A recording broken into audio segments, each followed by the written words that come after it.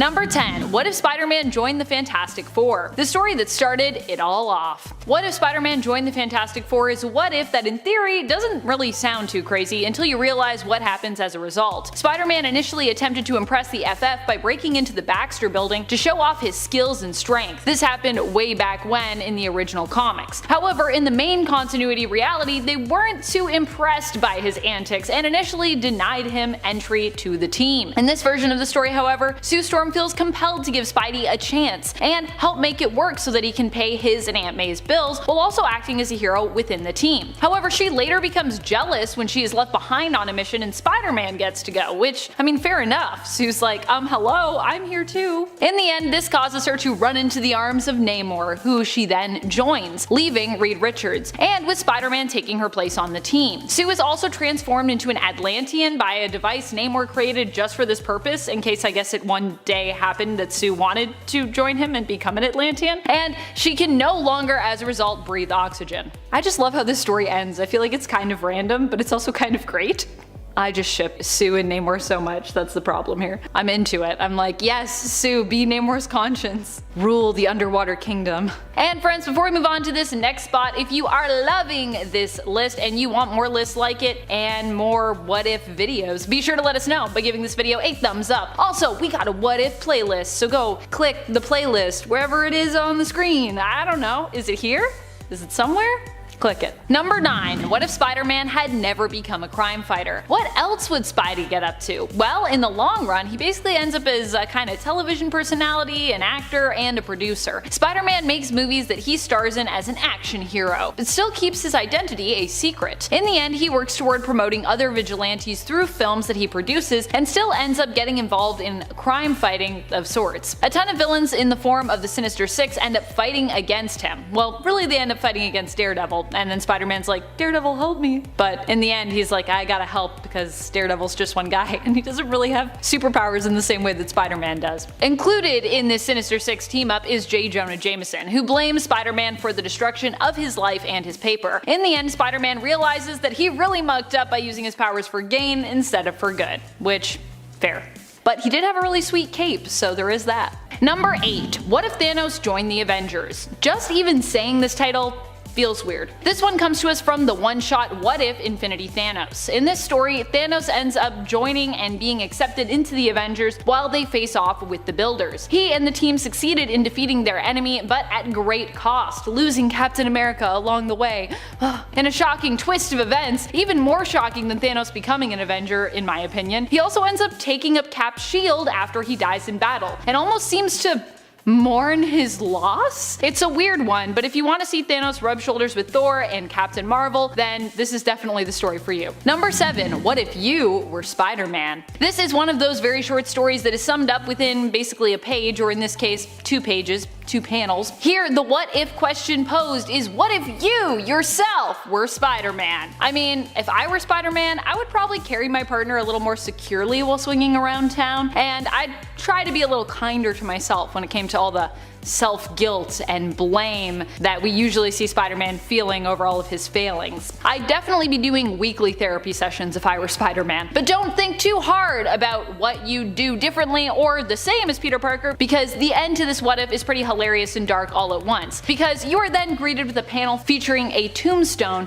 that says, "Here lies Spider-Man," where there is also a little space for you to fill in your name, and a bunch of villains surrounding it. Because of course, none of us average Joes could make it as Spidey. Har har. But also, it's probably true. I don't think I could actually make it as Spidey. Although we would have powers, right? I guess if we didn't have powers, we'd really be screwed though.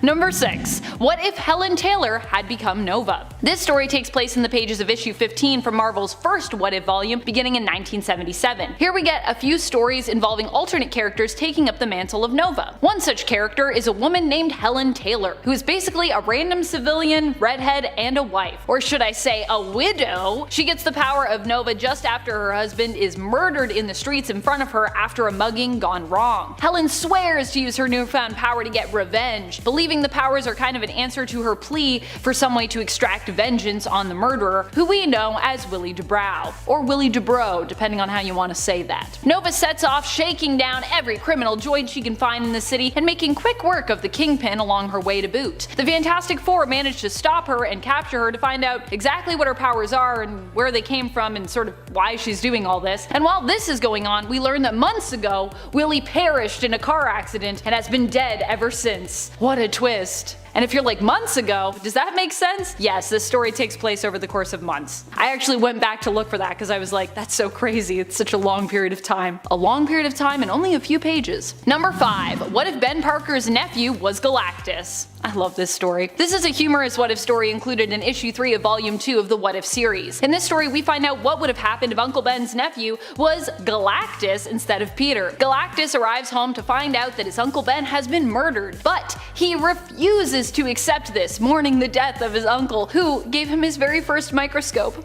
Oh no. With a mere thought, he vaporizes his uncle's murderer, reducing him to protoplasmic slime. Then he uses the power cosmic to restore his uncle to full health, even giving him powers and turning him into a Silver Surfer version of himself. Silver Uncle Ben? The story has a happy ending with Aunt May satiating her nephew's hunger with a very hefty helping of wheat cakes. Oh, it's so great. It's so wholesome. Number 4. What if Wolverine had lived during the age of Conan the Barbarian? Or more specifically, what if Wolverine had fallen through a portal and ended up in the age of Conan the Barbarian and then lived on there?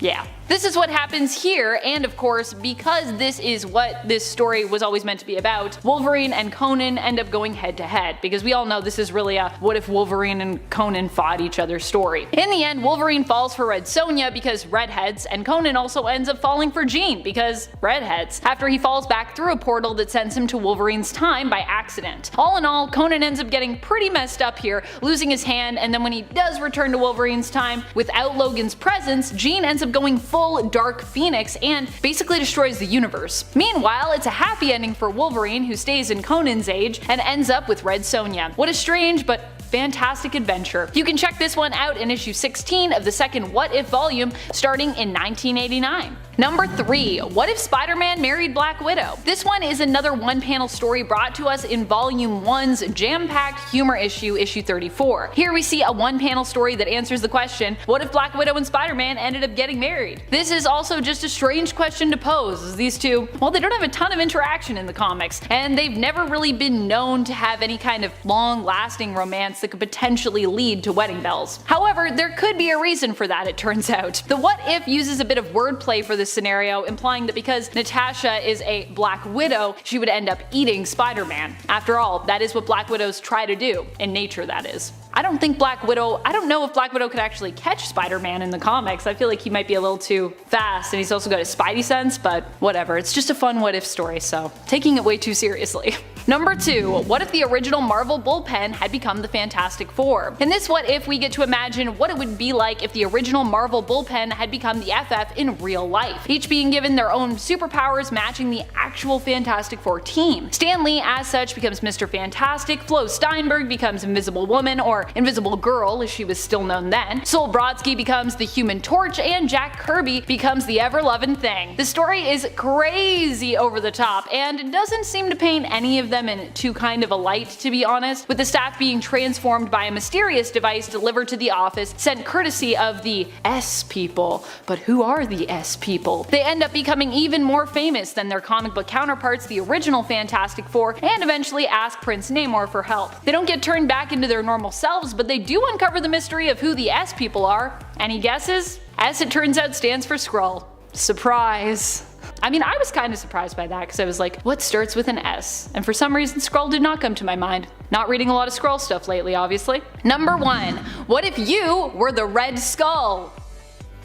I get the idea of what if you were Spider-Man, but what if you were the Red Skull? I mean, out of all the villains to pick, that is certainly a weird one to include here, Marvel. I did not see that coming. This story is also featured in issue 34 of the 1989 volume of What If, right under Spider-Man. Now, I see what they were trying to do, give you the option of a what if you were a hero or what if you were a villain, because, you know, that seems kind of fair. But I mean, given Red Skull's history, it just seems like a weird one to include when you could have picked, I don't know, a bunch of any other villains that exist that people might want to be more. Like, what about Doctor Doom or Green Goblin, which would make sense with Spidey, or even sometimes villain, sometimes hero, all-time thief, Black Cat. I mean, I would want to be Black Cat. Wouldn't you want to be Black Cat?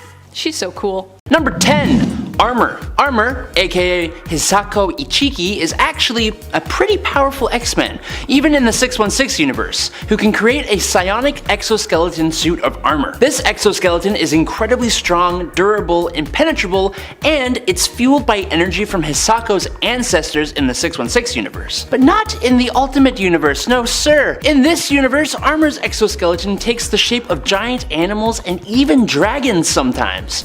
Oh, and also, in 1610, her exoskeleton is fueled by 10,000 mythological Japanese spirit demons. Like, how freaking awesome is that? Armor is cool and powerful enough that when the Ultimate Universe was destroyed, she was able to slip her way into the 616 Prime Universe, until she was kidnapped by Miss Sinister and eventually lost her life in X-Men Blue number 28 in 2018. Number 8.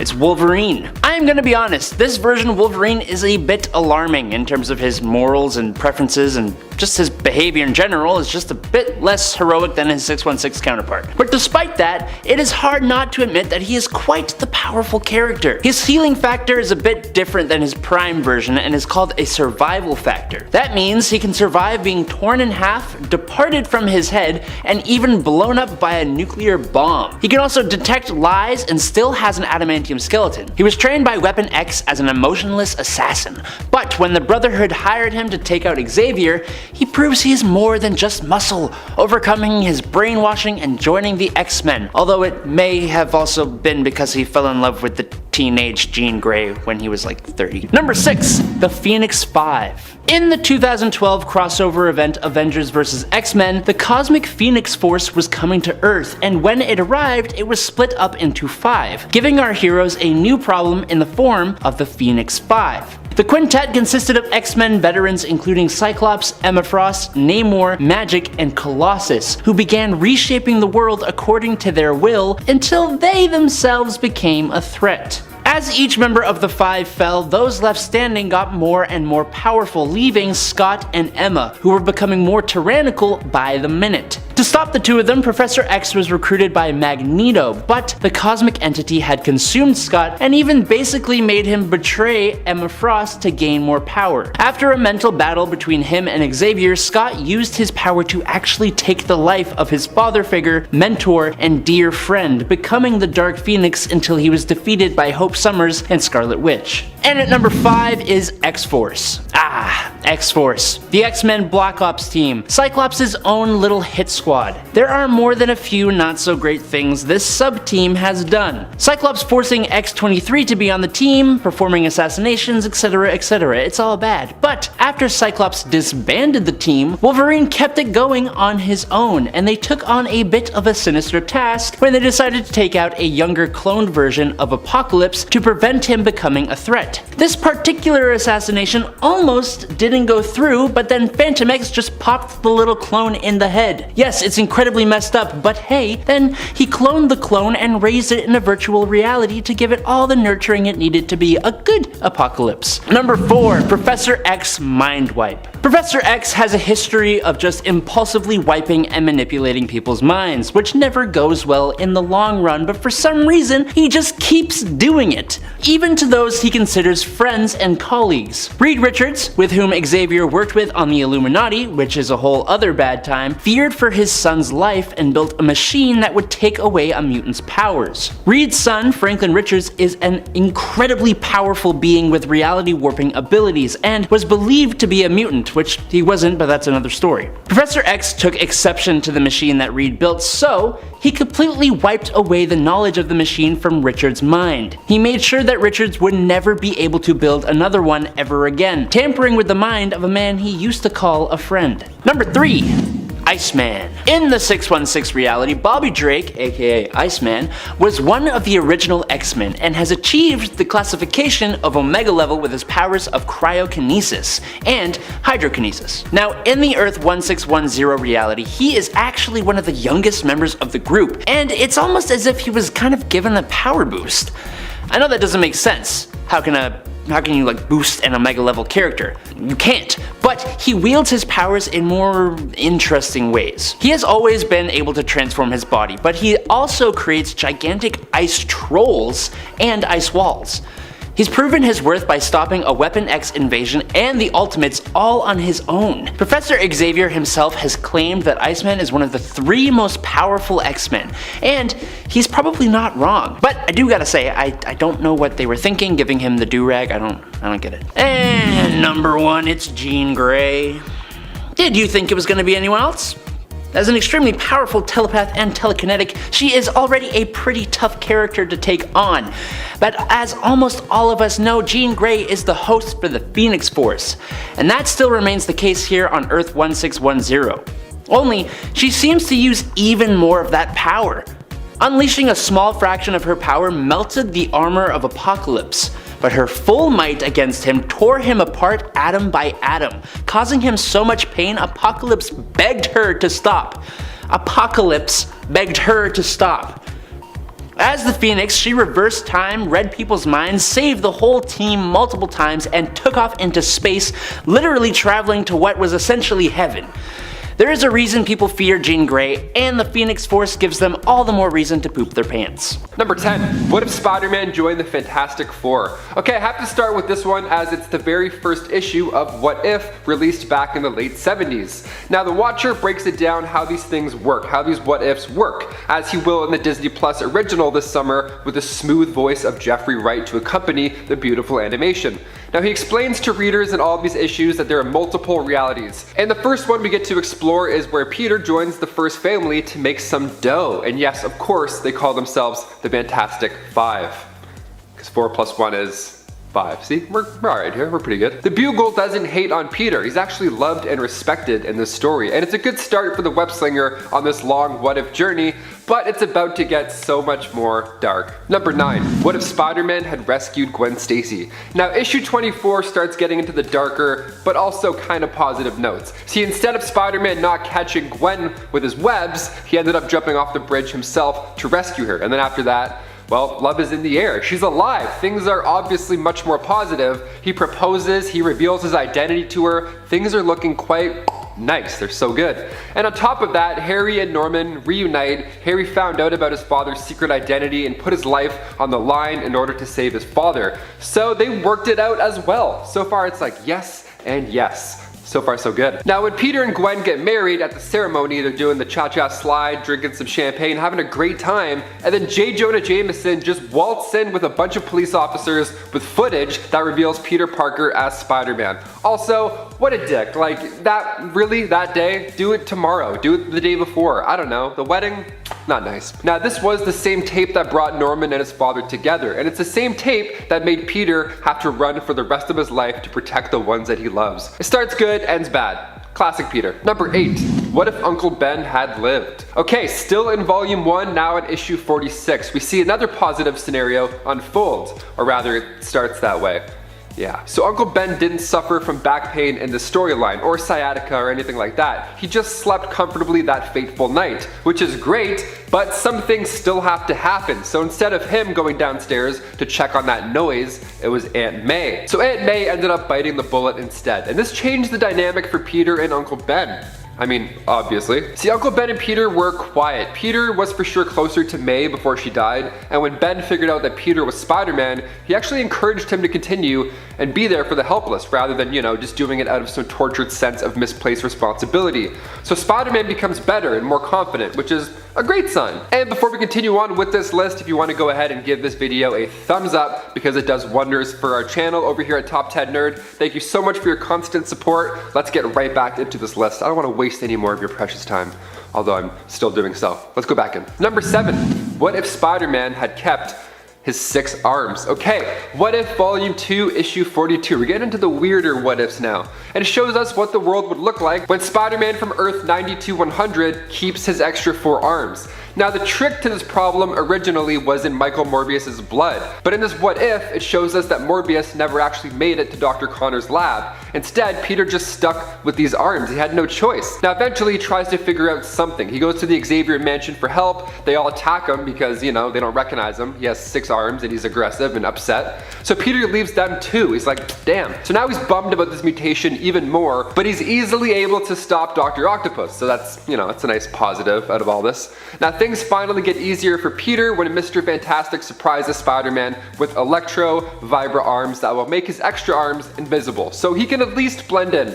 That's progress, that's fair. Number 6. What if Spider-Man had kept his cosmic powers? Okay, in my last video I talked about these alternate powerful versions of Spider-Man, and amongst them was this Captain Universe version. So Spider-Man doesn't have these powers for too long, but in What If Volume 2 Issue 31, we see a world where he remained the most powerful being. Now he starts off retiring. I mean, first of all, he wants a normal life. So Venom, of course, knows that he cannot beat this cosmic Spider-Man no matter what, so he agrees. He agrees to take over for the Webhead after his retirement.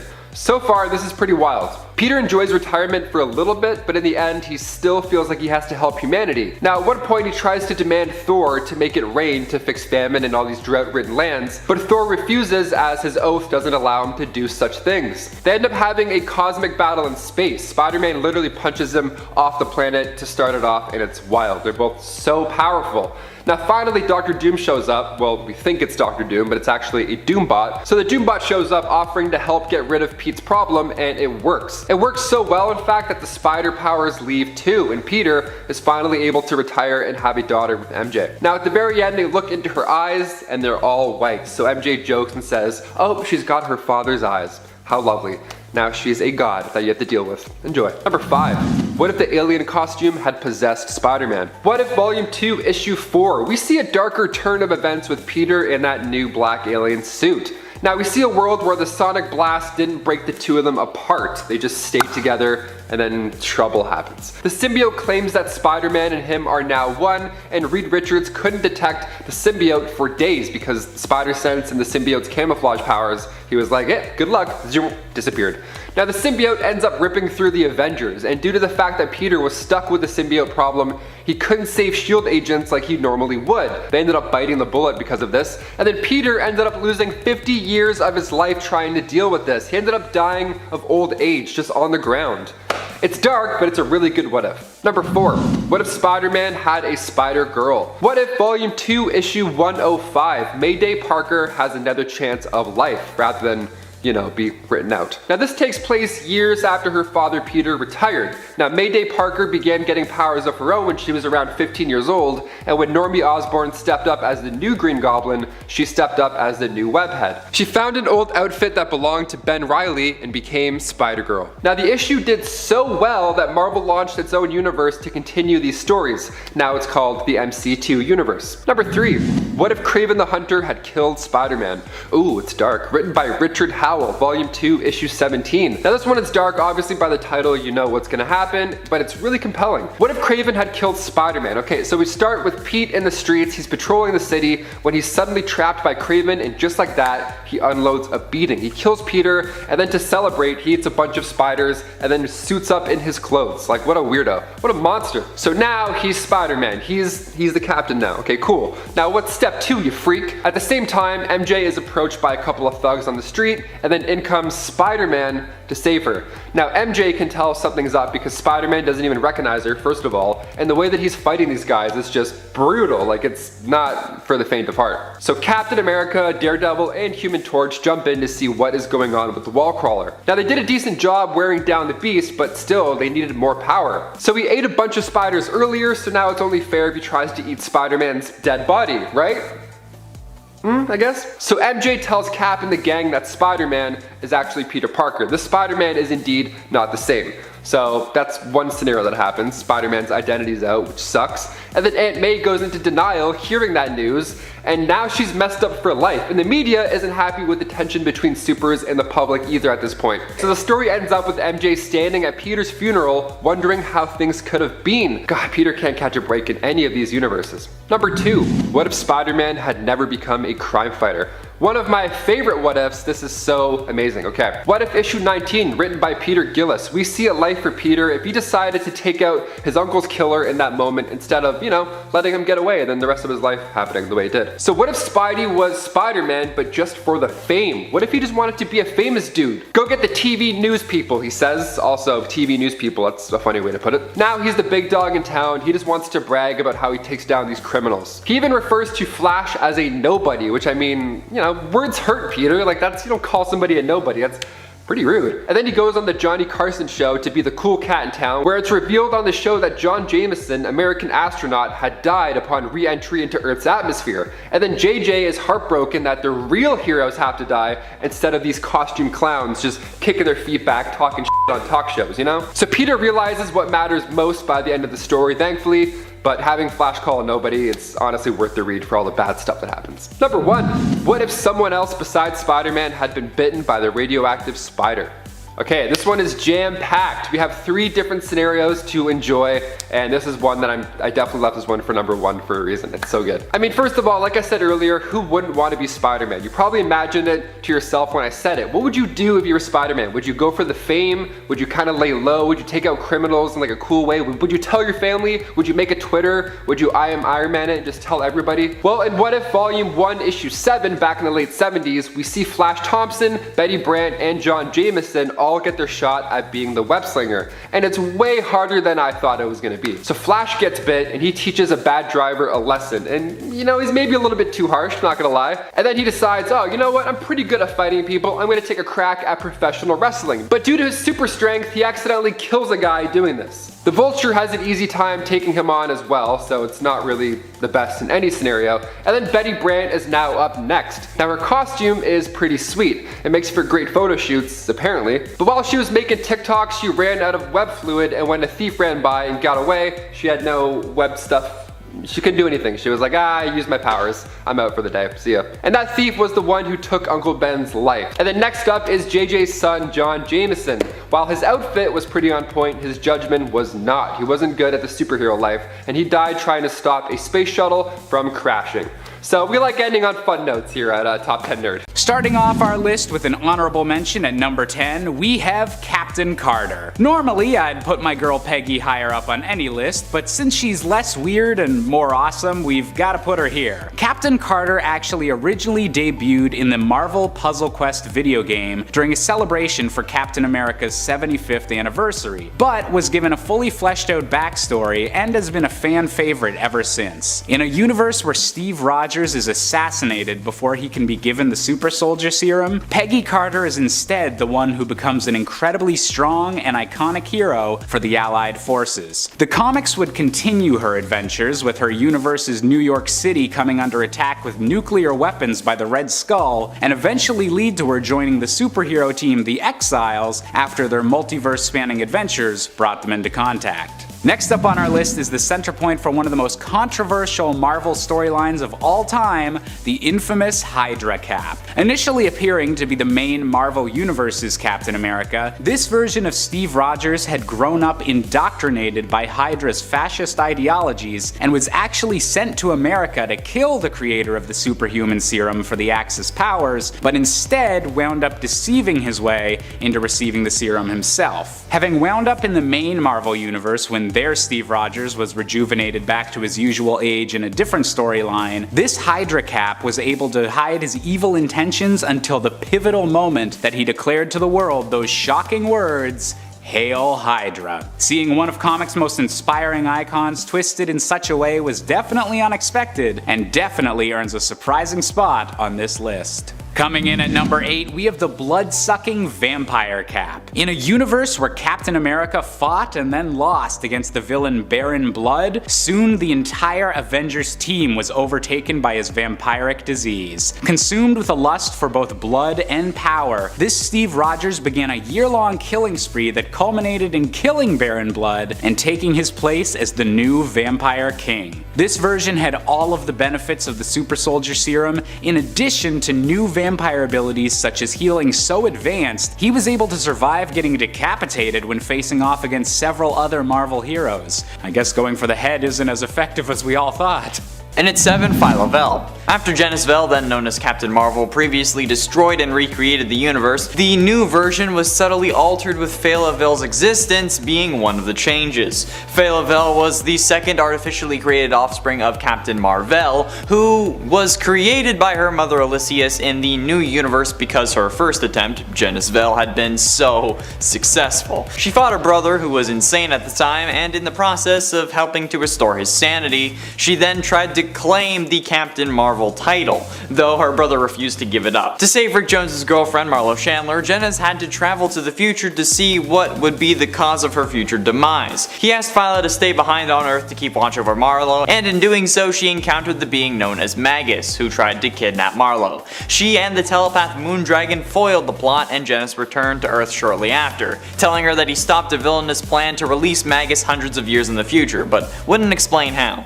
But like, bro, I just fought him, couldn't you have done that a little sooner? And at 6, AI Avengers. This android-based Captain Marvel was one of the many robotic versions of the Avengers created by Raz Malhotra, which were in turn inspired by Egghead and his AI Avengers. They were dispatched to fight off the Hulk and the forces of Hydra at the Mount, but were ultimately destroyed. But I mean, like, come on. An AI version of Captain Marvel is pretty weird, but honestly, based on what I talk about on Top 10 Gaming, it's par for the course for me. Halfway through into number 5, Genis-Vell.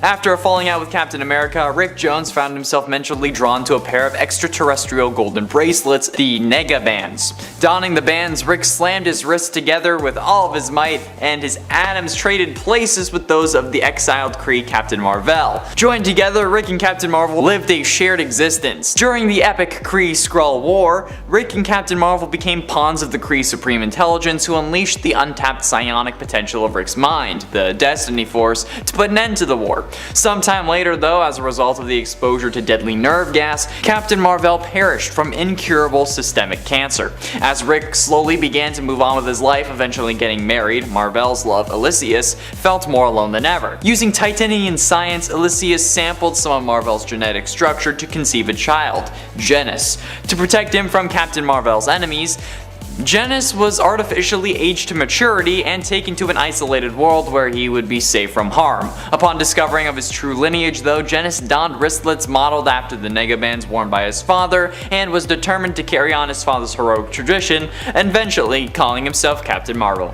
And at 4, William Mar-Vell. William Mar-Vell, also known as Billy Mar-Vell, was the combination of both versions of Captain Marvel from both DC and Marvel in the shared amalgam Earth. This version of the character shares the powers of both Captain Marvel and Shazam from the DC universe, since originally Shazam was named Captain Marvel. This version of the character was also a member of the Judgment League Avengers and first appeared in JLX #1 from 1996. On this Earth 9602, he's actually a young boy who, when shouts the word Kree, transforms into a super scientifically enhanced adult hero. His fellow members of the Judgment League Avengers are not aware of this secret though. After Angel Hawk, Canary, and Goliath found Super Soldier, Captain Marvel soon joined and formed the Judgment League Avengers. He was then transported by Doctor Strange Fate with other members of the Judgment League to battle Thanoside. When Mariner was accused of blowing up oil freighters, the US government branded him an eco-terrorist, and Captain Marvel and other non-Metamutant members of the JLA captured him and imprisoned him without a trial. So kind of a little wishy-washy on the whole morals thing. Number 3, Venom Hulk. Venom Hulk is as terrifying as you think. It all goes down in What If issue 4. It shows us what would happen if the alien costume had possessed Spider-Man. So if the Fantastic Four hadn't have been able to separate Peter and the suit initially. It's just, it's a fun little alternative. It gets pretty ugly quickly, and the other Avengers are called upon to try and stop Peter from causing more irreversible damage. Doctor Strange is hurling spells at him for hours, still it's no use. And you'd think when the Hulk came along, he could just, huck Peter into a few walls until he calms down. But he arrives, and the symbiote sees his power, and he's like, that looks pretty good, I want that, gimme. And then when it comes into contact with the Hulk, this nightmare is born. When Thor comes in to hopefully try and end this disaster of a situation, he too is consumed by the symbiote. I really hope we get to see some sort of evil version of the Hulk in this What If Disney show. I mean, Venom Hulk would be amazing. I would love to see this issue on TV. Might be a little long shot, but maybe Grey Hulk perhaps, I don't know. Some sort of evil Hulk is coming, I feel it.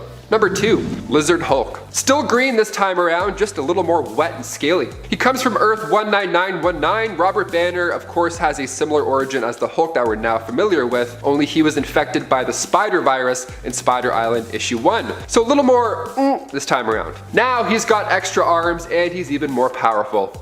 Just what you want. The Spider Queen at this point is standing tall over Manhattan with the residents of New York City turning into spiders, which I gotta say, worst thing I've ever heard. I feel itchy just reading that. And as for our heroes, it's probably best if they switch to a different animal's DNA to avoid the whole mind control Spider Queen awful situation. So Captain America gets a hairy upgrade and the Hulk gets paired with some lizard DNA, resulting in a weird but exciting storyline. Major Godzilla vibes over here. And finally, number 1, you guessed it, Old Man Logan. Remember that time that the Hulk was a landlord and had Hulklings with his cousin Jen Walters? Let's talk about it. Old Man Logan is an absolute masterpiece, first of all. Created by Mark Miller and Steve McNiven, we get to see a dark future where supervillains have taken over the United States. Bruce Banner ended up taking over California from Abomination and appropriately named it Hulkland. An atomic bomb over California changed Bruce up, he charged him, and now he wasn't this quirky scientist that you know and love. Now he's kind of a dick. Hulk Gang is also a treat. We have in total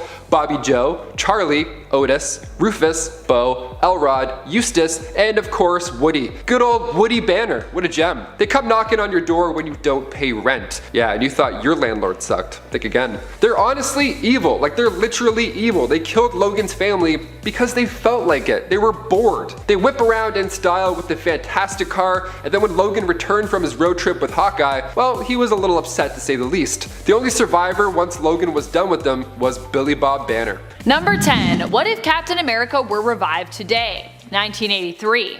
Because there's another one of these from like, I think 1994, so yeah, but that's in volume 2. We're going to volume 1. There are actually a few different stories involving Captain America being revived in the modern day or simply evolving with time as it passed. So 1994, and I think there's also another one of them which might even be on this list. But in this What If from volume 1 issue 44, we get a darker take on what a modern day Cap could look like in the 80s. This version of the hero ends up turning America into a heavily monitored and policed country during his witch hunt for communists. Fortunately, as dark as that all is, we learn that this isn't the real Captain America but an imposter that took his place after he went MIA. The real Cap returns and battles it out with imposter Cap, but in the end, the real Captain America turns to the people of America to undo all the damage done. He asks them to take responsibility, as while they were led to this point by a false version of him,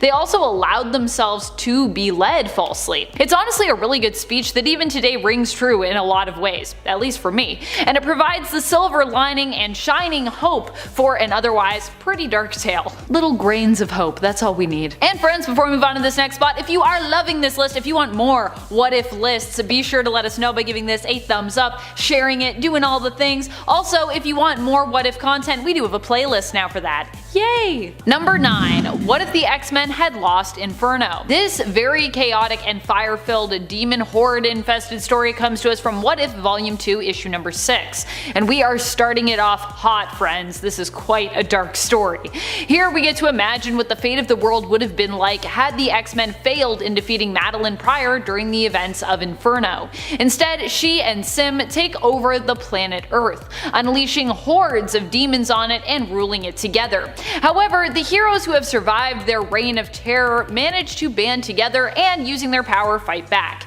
In the end, they do win the day, but not without casualties. Wolverine himself in the story ends up becoming the pet of the Goblin Queen, and Sim fully giving into his feral rage and feeding on the innocent.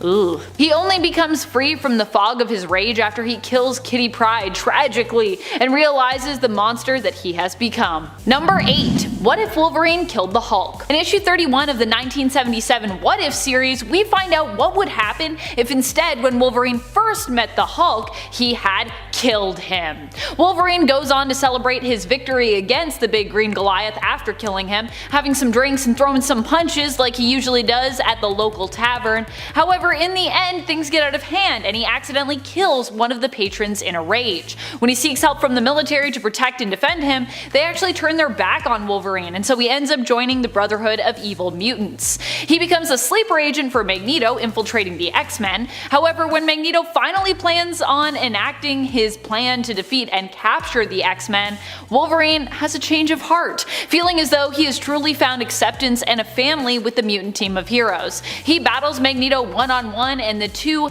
kill one another in the end. It's a pretty tragic tale. Basically, all what-ifs with Wolverine I feel like are usually pretty sad. Pretty sad or pretty dark. Number 7. What if Captain America had not vanished during World War II? See, another Captain America story because I love these. This story comes to us from issue 5 of volume 1, aka the 1977 What If series. While Captain America does not get trapped in the ice and Bucky never goes missing, presumed dead, only to become brainwashed and repurposed by the Soviet Union as the Winter Soldier, a worse fate seemingly awaits both of these heroes. Neither having ever disappeared, Steve goes on to fight as Captain America until he eventually retires from the mantle, becoming instead the director of S.H.I.E.L.D. Bucky ends up taking his place, becoming the new Cap, as we have also seen happen in modern comics, and Rick Jones ends up becoming Buck's new sidekick, also going by the mantle of Bucky. Because I guess Rick or Ricky just doesn't have the same zing to it? Sadly though, Cap Bucky ends up dying on a mission, and Sharon Carter, Agent 13, who had hoped to settle down with Bucky after his final mission, blames Steve for his death. She actually accuses him of robbing him of his childhood and putting him in danger. Pretty intense. And then of course it ends with Rick volunteering to become the new Cap, so the deadly cycle it seems is destined to still continue in this timeline. You'd feel like after that all happened, Steve might be like, maybe we won't do that again, it didn't go great the last time.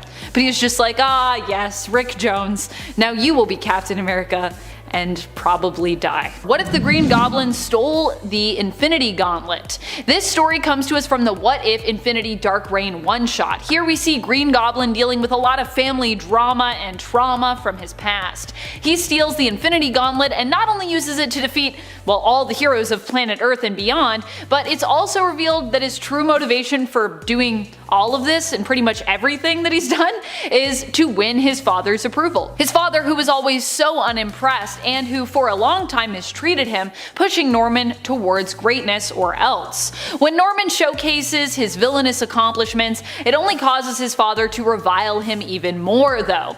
Norman then decides to use his Infinity Gauntlet to snap and influence his father, making him proud of him instead. But this makes his father's love and approval feel pretty empty, especially when Norman learns that his altered dad actually really only loves him just because he's his son, and not for all that he has accomplished.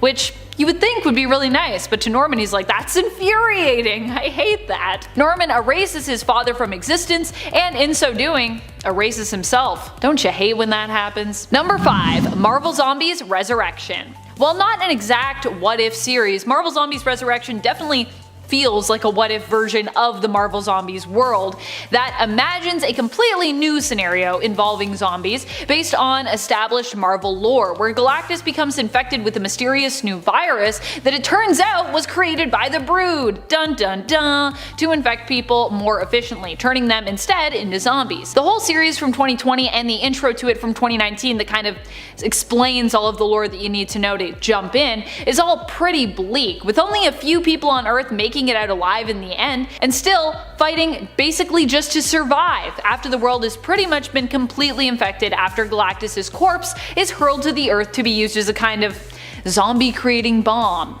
But while the story is pretty dark in terms of all the great heroes that we lose, do not worry. At least Carol's Flurkin cat Chewie stays safe. Thank goodness. In case like me you read this and you were worried the whole time about that little fur baby, I was like, no, please don't let Chewie die, Chewie's so cute. Chewie is also a badass, so really there's no need to worry. Chewie's like one of the best fighters in this entire series, which I love. Number 4. What if Clint Barton killed Norman Osborn during Dark Reign? This what if comes answered in the What If Dark Reign one-shot. Here we get to see what could have happened had Clint Barton's plan to kill Norman Osborn actually come together. Clint himself ends up making a martyr out of Osborn though, unfortunately, and becomes a wanted man in the process. One civilian decides to take the matter of justice into his own hands, calling out the assassin, Clint Francis Barton, important, and if he doesn't show himself, he threatens to blow up the entire Sunday Inn and all the innocent people that are inside it. Hawkeye does show up though and attempts to talk the man down, but surprisingly, the man pulls a gun and shoots Clint point blank to death rather than surrender. He is taken away, and in the end, Hammer remains in control under Deputy Director, likely now full director actually, Victoria Hand. Basically, if Hawkeye had actually killed Norman Osborn, it would be bad, I think, in the long run. I think that's what we learned. Number 3. What If the Kingdom of Kane? In What If issue 94 out of the 1989 series, also known as Volume 2, we get to visit a world destroyed by the Sentinels. Oh goody. The Sentinels did not only take out all of mutant kind supposedly, but also killed all of Earth's mightiest heroes besides, and its general population of non-powered individuals who were killed by high levels of radiation that the Sentinels emitted. The only one to survive all this destruction is Juggernaut, who wanders the Earth for years reminiscing on his past and all of his wrongdoings, and feeling unbearably lonely all the while. Poor Juggernaut. Magneto shows up and confirms that everything that has come to pass is Juggernaut's fault because he killed Professor X, which was basically the catalyst event for this chain reaction of destruction that has now come to pass. Juggernaut finds and kind of falls into a secret bunker as a result of his fight with Magneto, where he learns that some mutants survived and are actually hiding out. Yay! When they ask him to leave them be though, he refuses, only to learn that this was an attempt to protect themselves against the radiation, which he is now let in by breaking into the bunker, infecting them and ultimately sentencing them to death. So, it's really sad. Juggernaut's like, I'm lonely, I just want to talk to you. And they're just like, you just killed us, so thanks for that. He's like, wow. I ruin everything, this is terrible. Number 2. What If the Traitor? In this alternate tale that comes to us from the 1989 volume of What If issue -1, we get to see what would happen if Trevor Fitzroy went back in time to try and convince Professor X to never create the X-Men. Although Bishop travels back in time to try and stop Fitzroy, it doesn't end up working out. Fitzroy shows the Professor of the future to come and all the war and prosecution that mutants will suffer. When Professor X meets Bishop, he inquires of Jean's fate and learns that she perishes, but that he and his X-Men remain a symbol of hope for the people. Unable to accept the dark future that awaits, however, Professor X seemingly agrees, despite Bishop's pleas, to never let the X-Men form, and Bishop ends up being locked up in prison in the past, with both Fitzroy and Bishop believing the other is the traitor. But who's really the traitor? Number 1. What If Spider-Man Back in Black? This story reimagines what would have happened had MJ ended up being shot by the Kingpin's hitman instead of Aunt May. Mary Jane as such does not end up in intensive care hanging to life by a thread, but instead dies pretty much instantly. This makes Peter lose control, going into a dark rage unlike any we've ever seen. He doesn't just plan on scaring and potentially finishing the Kingpin if MJ dies, because I mean she's already dead, but instead he plans on just straight up setting out to kill whoever was responsible for the hit, which he of course does find out was still Kingpin in this reality. Donning his black costume, he heads out planning to put an end to Kingpin once and for all, despite Aunt May and Iron Man trying to stop him and calm him down. In the end, Peter succeeds in killing Kingpin, Aunt May basically disowns him, and Iron Man has him arrested for murder, citing the Superhero Registration Act. Peter blames Iron Man for all this mess, by the way, demanding a trial with a jury, and Iron Man denies any wrongdoing, claiming Peter made his choice. Number 10. Gatta. Gatta is a famous pop star whose name is really Sheila Romero. Long after the Batman we know, Bruce Wayne, has died, there is a new Batman on the streets of Gotham. This Batman, unfortunately for Gatta, is hogging all the media and press coverage. Taking this unintended slight quite personally, Gatta sets out to get revenge on Batman, becoming the new Catwoman. In the end, however, she does fall into the standard trap of many other alternate and main continuity versions of the character, falling in love with Batman while trying to beat him. So although she starts out as a more evil, villainous type, by the end of the story, she's on the side of good, alongside her once enemy, Batman. Number 9. Batman Returns. In the Tim Burton universe turned Joel Schumacher universe that all started with the Batman 1989 film, we get introduced to the film's very own Selina Kyle. This version of the character is portrayed by Michelle Pfeiffer, who seemingly rises from the dead, surviving a very deadly fall from a high-rise office building window. This version of Catwoman is hell-bent on getting revenge on her old boss, Max Schreck, played by Christopher Walken, who tried to kill her after she learned of his villainous plans to steal Gotham's power. Selina ends up dating Bruce, not knowing that he is Batman to start. There are later indications in following films and television series that followed this that those two actually end up together and have a daughter named Helena, implying that this version of Catwoman inevitably does change her criminal ways, reforming and ending up partnered with Bruce permanently. However, in the film Batman Returns itself, Catwoman is really only known for being a villain, even if you do perhaps understand her motives and feel that she might be justified in her actions. At least a little bit justified, I think. And friends, before we move on to this next spot, if you are loving this list and you want more Catwoman lists, be sure to let us know by giving this video a thumbs up. I love talking about Catwoman, so I'd love to do more Catwoman lists. I don't know how many evil alternate versions of her are left, though. This was hard to find these ones. Really had to think about it. Number 8. Earth -22. While we don't know much about this version of Catwoman, we do know that she was one of the victims that was killed by the Joker during his final hurrah after he had learned that he was dying. At least the Joker of Earth -22, which is part of the dark multiverse. Catwoman in this reality was both an ally and an enemy of Batman, and Joker went on a rampage killing all of Batman's rogues, which was part of what pushed Bruce to the breaking point and caused Batman to snap Joker's neck in a blind moment of rage. This version of Catwoman, while likely a criminal, also had a tragic fate that played a role in helping to create one of the most evil versions of Batman ever, the Batman who laughs. And at 7, Goliath. Goliath is the Amalgam Universe version of Oliver Queen and Goliath. While not really an archer, Goliath does have the Marvel Universe's Goliath powers, including the ability to grow and shrink. What makes him part Oliver Queen is his relationship to Canary, which parallels to Goliath and Mockingbird's relationship in the Marvel Universe. First introduced in JLX number 1 in 1996, I'm sure you can see why Goliath would be a powerful version of Green Arrow. Actually, while learning about this character, I decided to move him up quite a bit, because being able to grow or shrink at will instead of needing to wear a suit like Ant-Man is certainly a power that is scary to deal with, especially with the basic invulnerability that he has thanks to Goliath. The only thing that really makes him Oliver Queen though is his name and his relationship to Canary, so that's why he's higher up on the list. And at 6, Roy Harper. Now, while Roy Harper may be younger and more naive than Oliver Queen, he does become quite the respectable superhero in his own right, and has gotten through some serious issues, including multiple substance abuse issues, which is inspirational to say the least. While also being an expert archer, Roy is an excellent acrobat and has been shown as an expert mechanic and engineer, designing and building his own trick arrows as well as trick arrows for Oliver, not to mention additional weapons, robots, and defense systems. He's also been shown as quite the expert hacker, and was able to jailbreak his phone and give it voice recognition. Roy Harper invented Siri, guys. Aside from that, the Arrowverse version of Roy was also given a dose of Mirakuru and survived, turning him into a living weapon much like Slade Wilson. While the Mirakuru was in his system, Roy was able to punch through a shipping container that was bullet and explosion proof, not to mention the healing factor he gained, and the ability to punch through brick without ironically breaking a sweat. Although this came with its own set of issues, including anger management problems, which isn't good when your mentor has just sworn off killing. Not to mention the one time Roy in the comics had a Black Lantern ring in the Blackest Night storyline.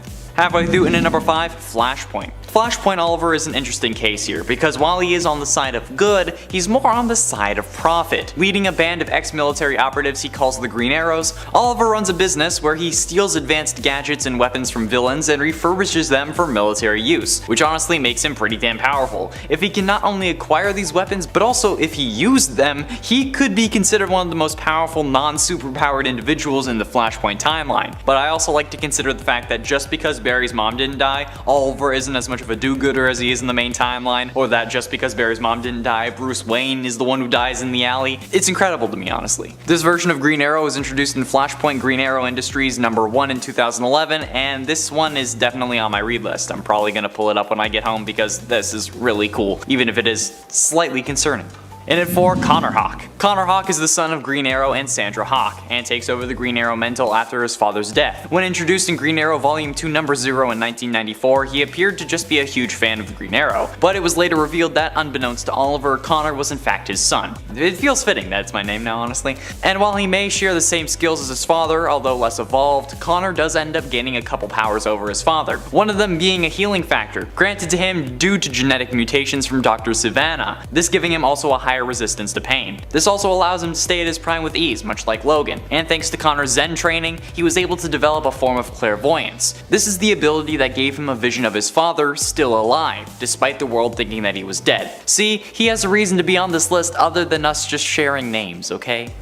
Number 3, Maggie Kyle. Maggie Kyle is known for being Catwoman's sister. In the main continuity, she was tormented by Black Mask to the point that she basically lost her mind and had kind of a psychotic break. Inevitably, what happened was she was made to consume pieces of her husband after she watched him being ever so slowly killed by Black Mask. Yikes. In the reality referred to as Earth Whatever, it was Selina who was Black Mask's victim, and Maggie was the one who avenged her as Catwoman.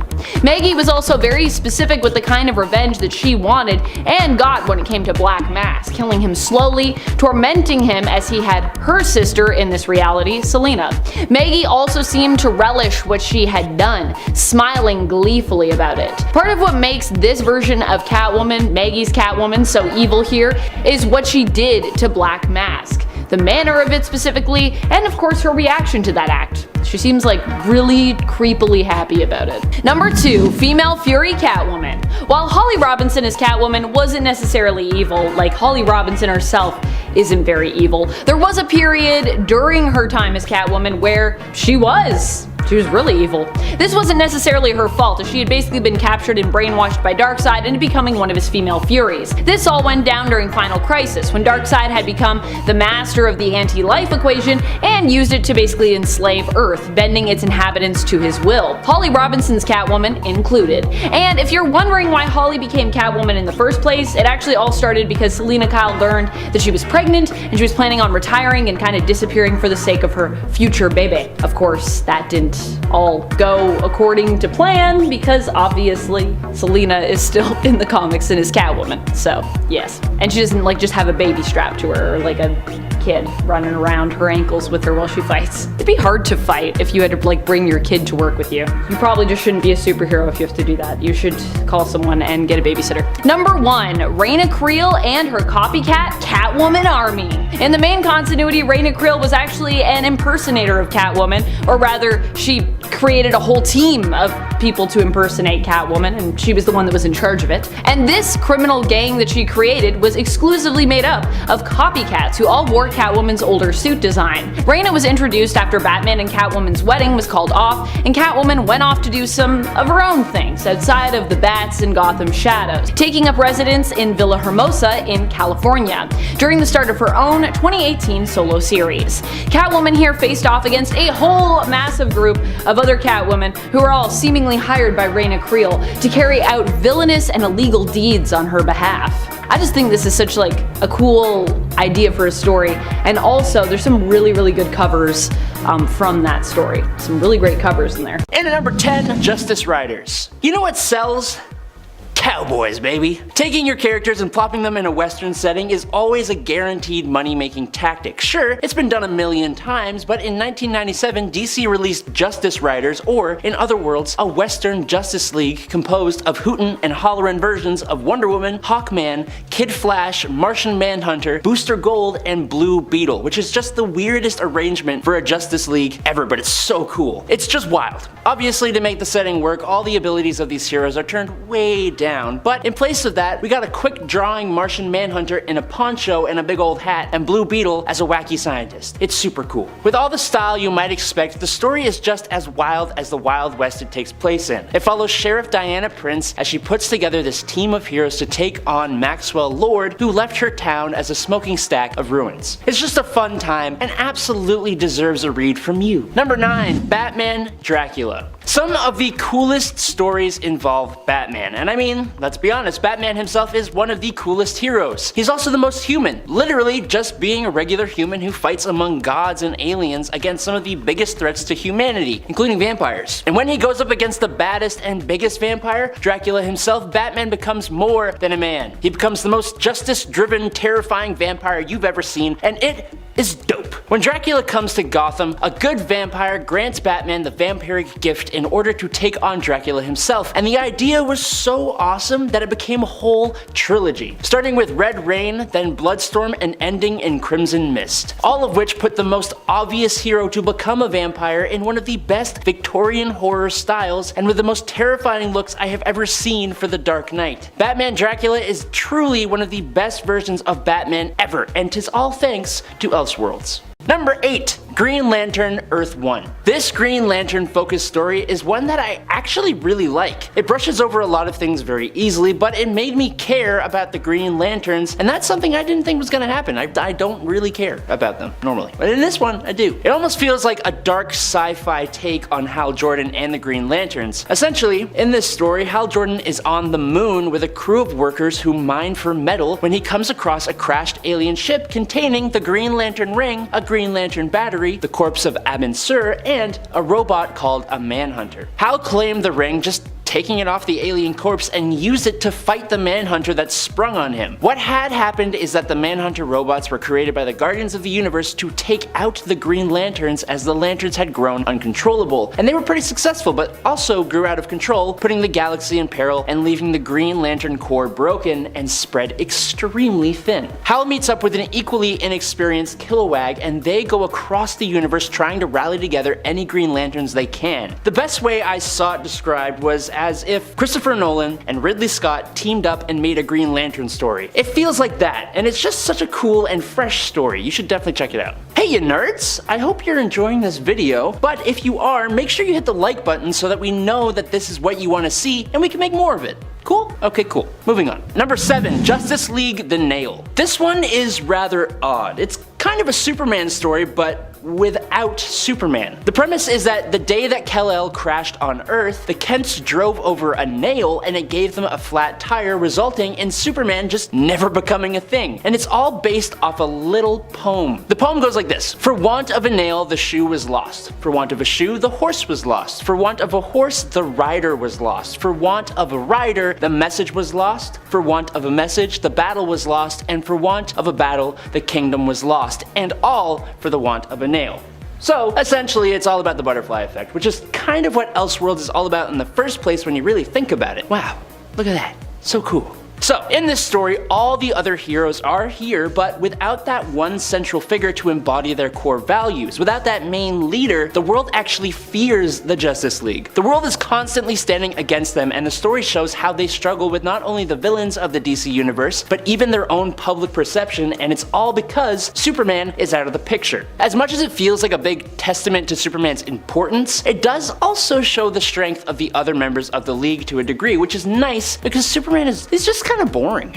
Number 6. Luthor. But do you know what isn't boring? Lex Luthor's view of Superman, and that's what leads me to our next pick. Luthor is a brilliant inversion of the normal Superman story we are all used to. In this story, we get to see Metropolis, Superman, and the rest of the world through the eyes of Lex Luthor. And from his point of view, Superman is utterly terrifying. He's a menace that could destroy the world and the world Luthor has built beneath his burning alien gaze. It flips the whole thing on its head, and while it's relatively short, it does a lot in that small time, showing us the lengths to which Lex Luthor is willing to go to achieve his ideals, but it also tells pretty plainly why he would go to those lengths in the first place. This comic inspired the insanely good Joker story that is this one's spiritual successor, and for that alone, it definitely deserves praise. It's just nice to see a story from a perspective different to the everyday superhero story. Coming in at number 5 is Gotham by Gaslight. Gotham by Gaslight, like most Elseworlds stories, is just super freaking cool. It's such an obvious, brilliant concept. You take Batman, the greatest detective ever, and you plop him in the Victorian era and have him take on one of the most compelling unsolved serial killer cases in history, Jack the Ripper. But then they go and make it even cooler by having Jack move to this really awesome Victorian Gotham City, and they give Batman and the Ripper a personal connection. The story even sees Bruce accused of being the killer himself, which adds yet another layer on top of everything else. Also, we have to talk about the incredibly cool art style in the comic, which came from Mike Mignola, who created Hellboy, and it just works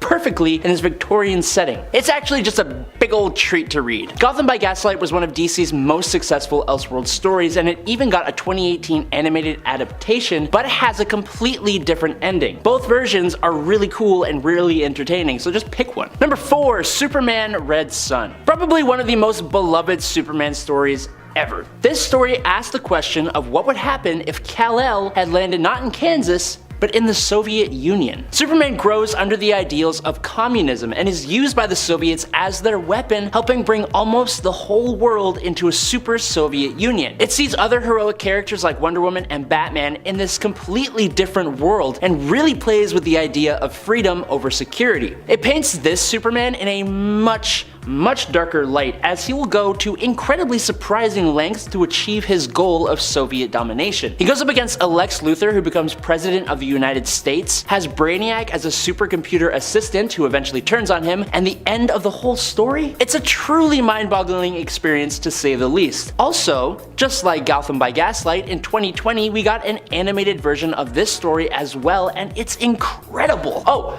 and fun fact, Superman Red Sun is real-life Superman Henry Cavill's favorite Superman story, which is really interesting. Like, could you imagine a Henry Cavill Superman Red Sun live action movie? Number 3, Kingdom Come. While a lot of the great Elseworlds stories deal with versions of specific characters, others deal with the whole DC universe of heroes and villains, and Kingdom Come is probably one of the best of them. Here, the classic heroes who made up the Justice League, they've all basically retired. New heroes have sprung up in their place, but they don't hold a candle to those who came before. They barely even care about saving people and cause a massive accident that takes out almost all of the Midwest of America. Superman has been convinced that the world wanted him to step down. Batman keeps Gotham in control using massive, powerful robots. Green Lantern sits in an emerald fortress above the earth just watching. The Flash has basically become the Speed Force and keeps his city safe by basically being everywhere all at once, existing in the time between seconds. It's almost as if the Justice League had retired and then all the corrupt heroes from the boys took their place, and then the retired heroes come back to correct everything. There's a lot more to it than that, with some really cool stuff going on in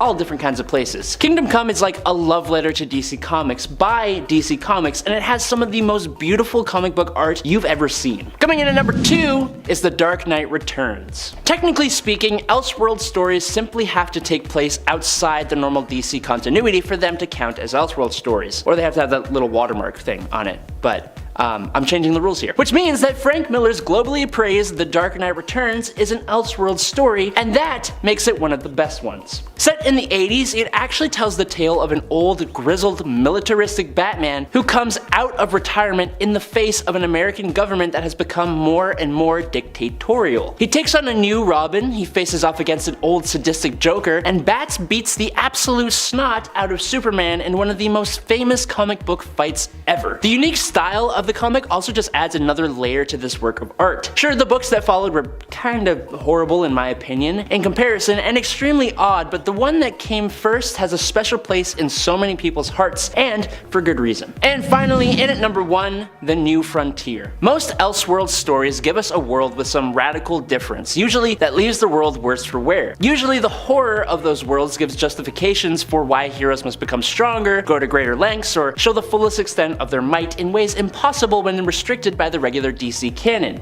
But in The New Frontier, we get a world that challenges the heroes to do good in a moral sense, to reach the fullest extent of their hopes and ideals rather than their physical limits, and all without losing track of what makes a story just so freaking good. It's a story about heroes who are worthy of being called that, who inhabit a world that wants so desperately to change for the better. It depicts the DC universe during a post-Korean War era with superheroes outlawed by the government. It's also the beginning of the space Space Age, which leads to the story being told from the perspectives of Hal Jordan and Martian Manhunter. Fans of Elseworlds think of this one as the most perfect. Each subplot is just as unique as the main story, and the characters are all fully realized with different arcs. It also gives a beautiful theme. The story is just about leaving behind a dark past and looking to the bright future. And like all the other great Elseworlds, there's also a movie, so you don't really have to actually read anything, which is always a good time. Kicking off the list at number 10, we have Blob. Fred Dukes, aka Blob, made his comic book debut back in Uncanny X-Men issue 3, and he got his powers when he was just a young man. He often looked at himself as this extra super strong freak of nature at this point, just this giant strong man whose temper often got the best of him. The X-Men met him at a carnival where he was using his might and muscle just to get by.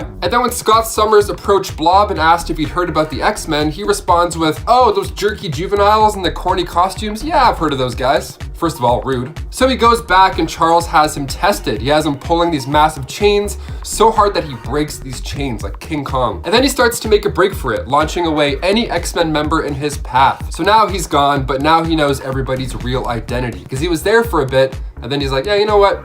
I'm out of here. So Charles had to track him down and then erase his memory from his brain. I had to start with Blob because he was so close to being a member. So much potential, and then he ended up picking the wrong team 3 issues later. But we had him for a bit. And before we continue on with this list, if you guys haven't already, please go ahead and give us a thumbs up because it helps our channel out so much. You guys are the best. Thank you so much for watching. Now back to our list. Number 9, Vulcan. He named himself after the Roman god of fire, but Vulcan's real identity was that of Gabriel Summers. He was born after Cyclops and Havoc. Well, not really born, he was surgically removed from his mother's body and placed in an incubator accelerator, aged to be at his prime, and then sent back to Earth to work for Divan Shikari. He then escaped and was found by Moira McTaggart with no memories of who he is or where he came from. He was impressing Charles quite a bit, and all he wanted to do was learn his mutant abilities. Sounds like the dream student. So Charles needed help from him and other newcomers to find the remaining X-Men after most of them had been depowered from the Scarlet Witch. So Charles put him in this danger room purely made of Charles' thoughts as a training exercise to get them sharp in a short amount of time. So inside it feels like months of training, but in actuality it's only a few hours. Then Vulcan and his new team were sent to Krakoa to rescue the original X-Men. But Vulcan revealed to Scott that Xavier sacrificed his own brother to save him. And then Kid Vulcan's true origins are shown, and in the next issue of Deadly Genesis,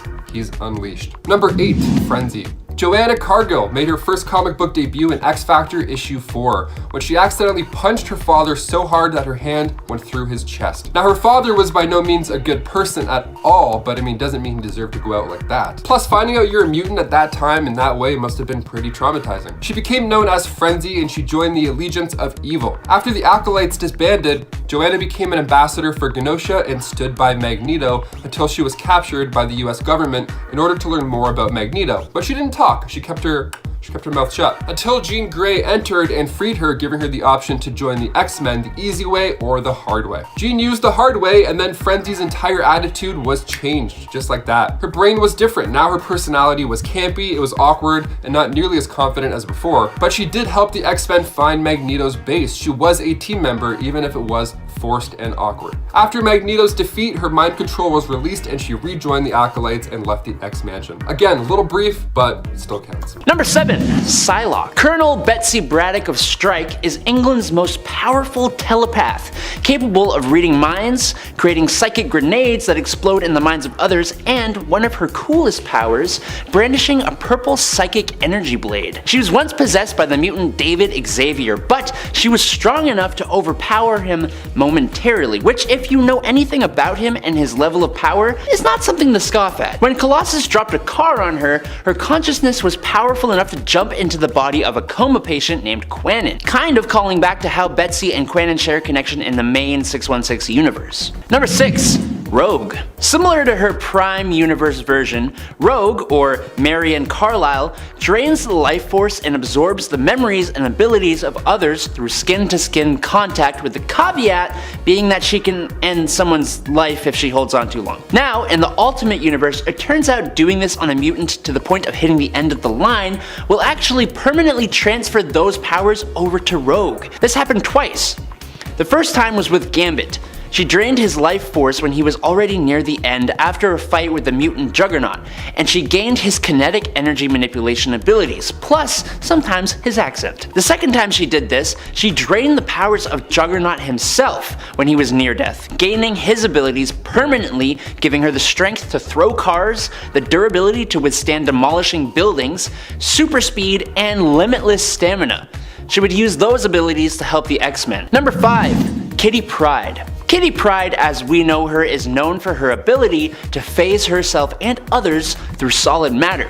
She also has the ability on Earth 1610, but in this universe she discovered she can also minimize the negative space around her atoms, becoming super dense and granting herself extra dimensional mass, giving her enough strength to smash through concrete and metal and punch Spider-Man through the air, making her as hard as diamond and able to withstand attacks from the Phoenix, and making herself weigh 90 tons at peak mass. But that's as well as her phasing ability, which can allow her to walk on air and water. And that's before her exposure to Giant Man Serum to fight Galactus that leveled her up even more, allowing her to increase in size and gain a healing factor. Definitely one of my favorite Ultimate X-Men, and not just because of her romance with Peter Parker. Alright, number 4, Storm. The Omega level mutant known as Storm has a little bit of a different backstory compared to her main universe counterpart. On 1610, Aurora Monroe was an immigrant from Morocco who was found by Professor X living in Athens, Texas,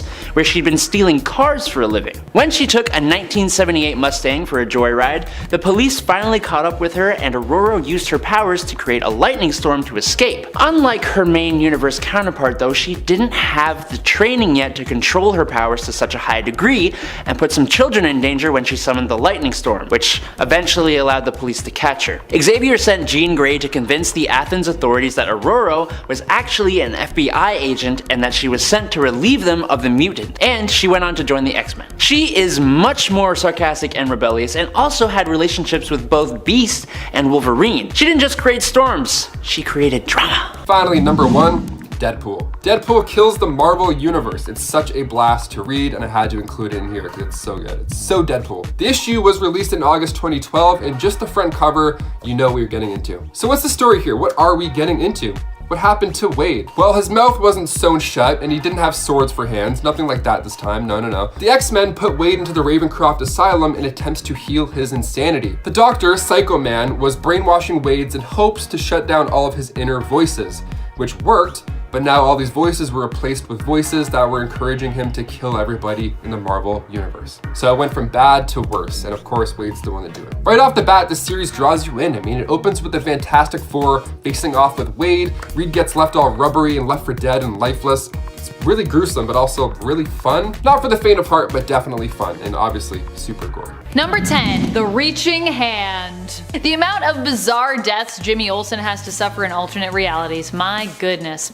In this story featured in the Elseworlds 80-page giant from 1999, we see Bruce Wayne acting as a Lovecraftian detective aiming to unravel the mystery that is the alleged murder of a elongated man. In reality, something far more dark and sinister has taken hold of the hero and is using him as its vessel to spread darkness throughout the city and take hold of other innocent souls. It reminds me a bit of the bizarre and campy 90s film Cast a Deadly Spell. Like most Lovecraft-inspired horror stories, this one ends with a foreboding cliffhanger.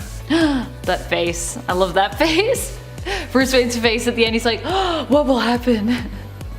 You're dead. You're gonna die. It's not gonna be good. Number 9. Teen Titans The Lost Annual. This strange story has a campy 60s feel to it. It was originally slated to be released in the early 2000s as an Elseworlds special for Teen Titans, but was later delayed. In the end, it was released in 2008, where it would be referred to in the title as a Lost Annual. But originally, it was intended to be an Elseworlds special, so I'm gonna count it. Here, the Teen Titans team up to try and save President John F. Kennedy, who has been kidnapped by space aliens and replaced by some kind of double. The whole adventure is pretty wacky, which honestly is what makes it so enjoyable. You know me, I love wacky adventures. Reminds me a bit of an original series Star Trek episode. And in case you haven't gathered by now, TOS is my favorite of the Star Treks, so yes. Although I am finally watching Discovery now, so I guess we'll see what happens. And before we move on to our number 8 spot, a quick thank you to all of you for joining me this list, and a reminder to click that like if you want more videos like this one. I personally love exploring Elseworlds with you, so I'd love to do more about it. Number 8, Elseworld's finest, Supergirl and Batgirl. This one is kinda ridiculous, but also has some pretty powerful and epic moments. In this Elseworld story, both Superman and Batman do not exist. Kal-El was destroyed before he could become Superman, though Kara Zor-El still made it to Earth. She took his place as Metropolis's hero, becoming Supergirl. Bruce Wayne never became Batman either, and instead Barbara Gordon guards Gotham as Batgirl, after her parents were murdered by accident instead of the Waynes, who were meant to be targeted. The two women join forces and take on a very sneaky Lex Luthor, who Supergirl had thought of as a close friend and ally initially, and a very jacked Joker. He's like really jacked, like more jacked than you could probably imagine. He's also wearing like a little gym outfit, which is just something. Number 7, A Nation Divided. This Elseworld comic, Superman: A Nation Divided, gives us a look at what Superman would be like if he was around during the Civil War and happened to be a Union soldier. In this story, Superman is known as Atticus Kent and ends up finding out he has superpowers during the Civil War. He quickly becomes the Union's new secret weapon and even takes both Frederick Douglass and Abraham Lincoln on a little flight to give them a tour of the Capitol. I personally love when history and comics meld, and Elseworld stories that posit what if superheroes were real and part of historical events. So for me, this was an interesting story and one that I enjoyed. The whole story is told through letters of various historical figures as well as Kent himself. Number 6, Thrill Killer. Set in the 60s, this Elseworld stories follows a doomed Barbara Gordon and Dick Grayson, aka Richard Graystark, which is his actual name here, although he still goes by Dick Grayson because comics. These two attempt to take on the Joker, who in this world is a woman known as Bianca Steeplechase. In the end, Robin is killed, but so seemingly is the Joker. Oddly enough, in this reality, it's actually Batwoman and Robin who end up inspiring Bruce Wayne to join them. He becomes Batman after Dick's demise. Barbara is also the one with the wealth in this Elseworld story. She is an heiress who became somewhat estranged from her father after the unsolvable murder of her mother. Barbara uses her wealth to purchase Wayne Manor, as in this reality, the Waynes actually lost their fortune during the Great Depression. Very period of them. Very period to lose all of your money during the Great Depression. Or now, during the Now Depression. Number 5, Red Rain. Red Rain has to be one of my all-time favorite Elseworlds tales. It also was an ongoing story that was told over the course of multiple graphic novels released throughout the 90s. In this story, Batman battles vampires but eventually succumbs to them when he is bitten and transformed himself into one of the creatures of the night. He still battles with his new monstrous nature, however, attempting to rebel against it. However, eventually the Joker pushes him too far, causing him to give into temptation and drink his foe's blood. I also like how this is rebel.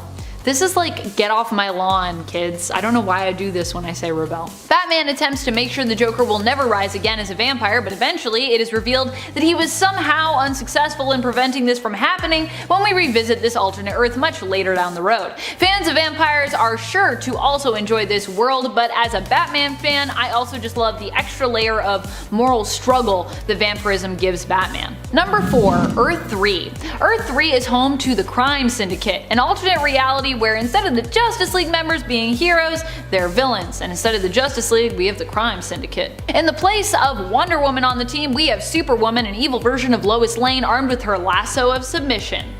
Although I always like to think of it as a whip of submission, but that's not. That's something else. You guys can cut that. That might be too kinky. I don't know. I don't know if it's too kinky. You tell me, internet. You tell me. The heroes of this alternate Earth favor strength above all, and as such only seek to dominate and rule those who they consider to be weaker than them. The Crime Syndicate themselves are composed of members Deathstorm, Owlman, Superwoman, and Ultraman currently, but evil versions of Aquaman, known on this alternate Earth as Sea King, and the Flash, known here as Johnny Quick, were also part of the team at a time. I miss Johnny Quick. R.I.P. Johnny Quick. You dead. Number 3. Elseworld's Finest. I mostly love this story for the art, to be honest. Elseworld's Finest is quite different from the previous story we had with no Superman or Batman, with Supergirl and Batgirl respectively taking their place. This title of this story and two-part limited series was initially based on the old comic series World's Finest, which featured the two heroes of Superman and Batman teaming up on the regular. Basically, it's their long-lasting BFF comic. In Elseworld's Finest, we see the heroes team up to go on an Indiana Jones-style adventure, with Bruce rocking some pretty sweet supernatural and mystical armor. The two must work together to face an evil Russian Lex and defeat the villainous Ra's al Ghul in order to save the world and free Lana Lang's father. Number 2. Red Sun. One of the most intriguing Elseworlds when it comes to Superman, and in my opinion Lex Luthor for any Lex fans out there, is Red Sun. Red Sun comes to us from the Elseworlds imprint and aims to answer the question, what if Superman had been raised in the Soviet Union? The result is we get a passionate communist Superman who, instead of standing for truth, justice, and the American way, stands for socialism, Stalin, and acts as a champion of the common worker. Instead of an S on his chest, he wears the symbol of communism, the hammer and sickle. Red Sun was a story written by Mark Miller, which offered us a different look at Lex Luthor as well, who became the president and sort of the hero of the USA, all as a part of his greater plan to satiate his obsession with destroying Superman. So in a weird way, Lex becomes sort of part hero as well as the recognizable part paranoid villain that we've all come to know and love. Number 1. Earth 1. Also known as Earth 1 with the number instead of the letters, so Earth 1 or Earth 1. But it's also confusing because there's multiple Earth 1s. When it comes to some of the DC multiverse, it can actually just get a little confusing in general, as of course there are various Earths that have the same number depending on the continuity we're talking about, New Earth or Prime Earth, not to be confused as well with Earth Prime. Yeah, it can get pretty mathy up in your brain if you're trying to keep track of everything and separate it. But this time around, when I'm talking about alternate Earths when it comes to the number 1, I'm talking about Earth 1, where all of our heroes are just starting out as seen in the Earth 1 series, like Batman Earth 1, Superman Earth 1, Wonder Woman Earth 1. You get the idea. There's a lot of Earth 1s. I like how I didn't talk about how it was interesting at all, I just talked about how it was confusing. Anyways, if you've read Earth 1 or any of those series, you know what I'm talking about. It's awesome. Enough said, apparently. And at 10, Poison. Poisons are a species of crystalline extraterrestrials spawned by the Poison Queen. Originating on Earth 17952, the Poison spends an unknown amount of time as prey for larger, stronger creatures before discovering that they could assimilate symbiotes and their hosts to become more powerful. Poison Captain Marvel was the Poison who assimilated venomized Captain Marvel of Earth 81622. Poison Captain Marvel attacked D-Man and Rage on Manhattan Bridge alongside Poison Killer Thrill, Poison Hyperion, Poison Gamora, and Poison Thing in order to attract more powerful heroes. Kind of a burn. This attack led to the creation of Poison D-Man, Poison Rage, and Poison Thor. However, this poison most likely died along with the others when the Queen was killed by the time-displaced Jean Grey. And at 9, Imposter. Part of a training program with the intent of eventually replacing Earth's heroes, this Skrull was permanently turned into a copy of the Kree warrior Mar-Vell, to avoid any possible detection. However, a problem emerged when the real Mar-Vell died. So this Skrull was no longer useful in the training program, and he couldn't really return to his true form, preventing him from returning to his normal life. However, he wasn't just going to lie down and die, so the Skrull allied himself with two other Skrulls in the same situation, posing as the deceased heroes of John Proudstar and Adam Warlock. After some time, they had a run-in with Kitty Pryde, who they mistook for her Skrull imposter and then took prisoner. But realizing that she was the real deal and that Galactus was about to arrive, they let her go and joined forces with her and Wolverine in an attempt to save their people and the X-Men. The Skrull was ultimately gunned down by another Skrull when he attempted to stop a Skrull general from keeping people from getting on board a spaceship, I'm guessing to evacuate. And at 8, Rogue. When Rogue touched Ms. Marvel to absorb her powers, Carol grabbed onto her arm and didn't let go. So in addition to Carol's Kree DNA glitching up Rogue's powers, the prolonged contact caused each to end up absorbing the powers, memories, and personality of the others. They kinda swapped places. Rogue sought out Professor X's help, and afterwards she was sent to space as a consequence of an encounter with Brood. Rogue and Carol Danvers were briefly visited by Carol's counterpart from the Prime Marvel universe using the powers of the Reality Stone, since the gem links her to the other wielders of the gem in other realities, and they can all kinda like communicate, with the wielder of this Earth being Anna Marie. They talked about the differences between their lines before the visiting Carol was pulled to Earth 70875. But yeah, Rogue having Carol Danvers' powers. That's actually pretty weird. Number 7. Ultimate Hulk. This version of Bruce is quite troubled.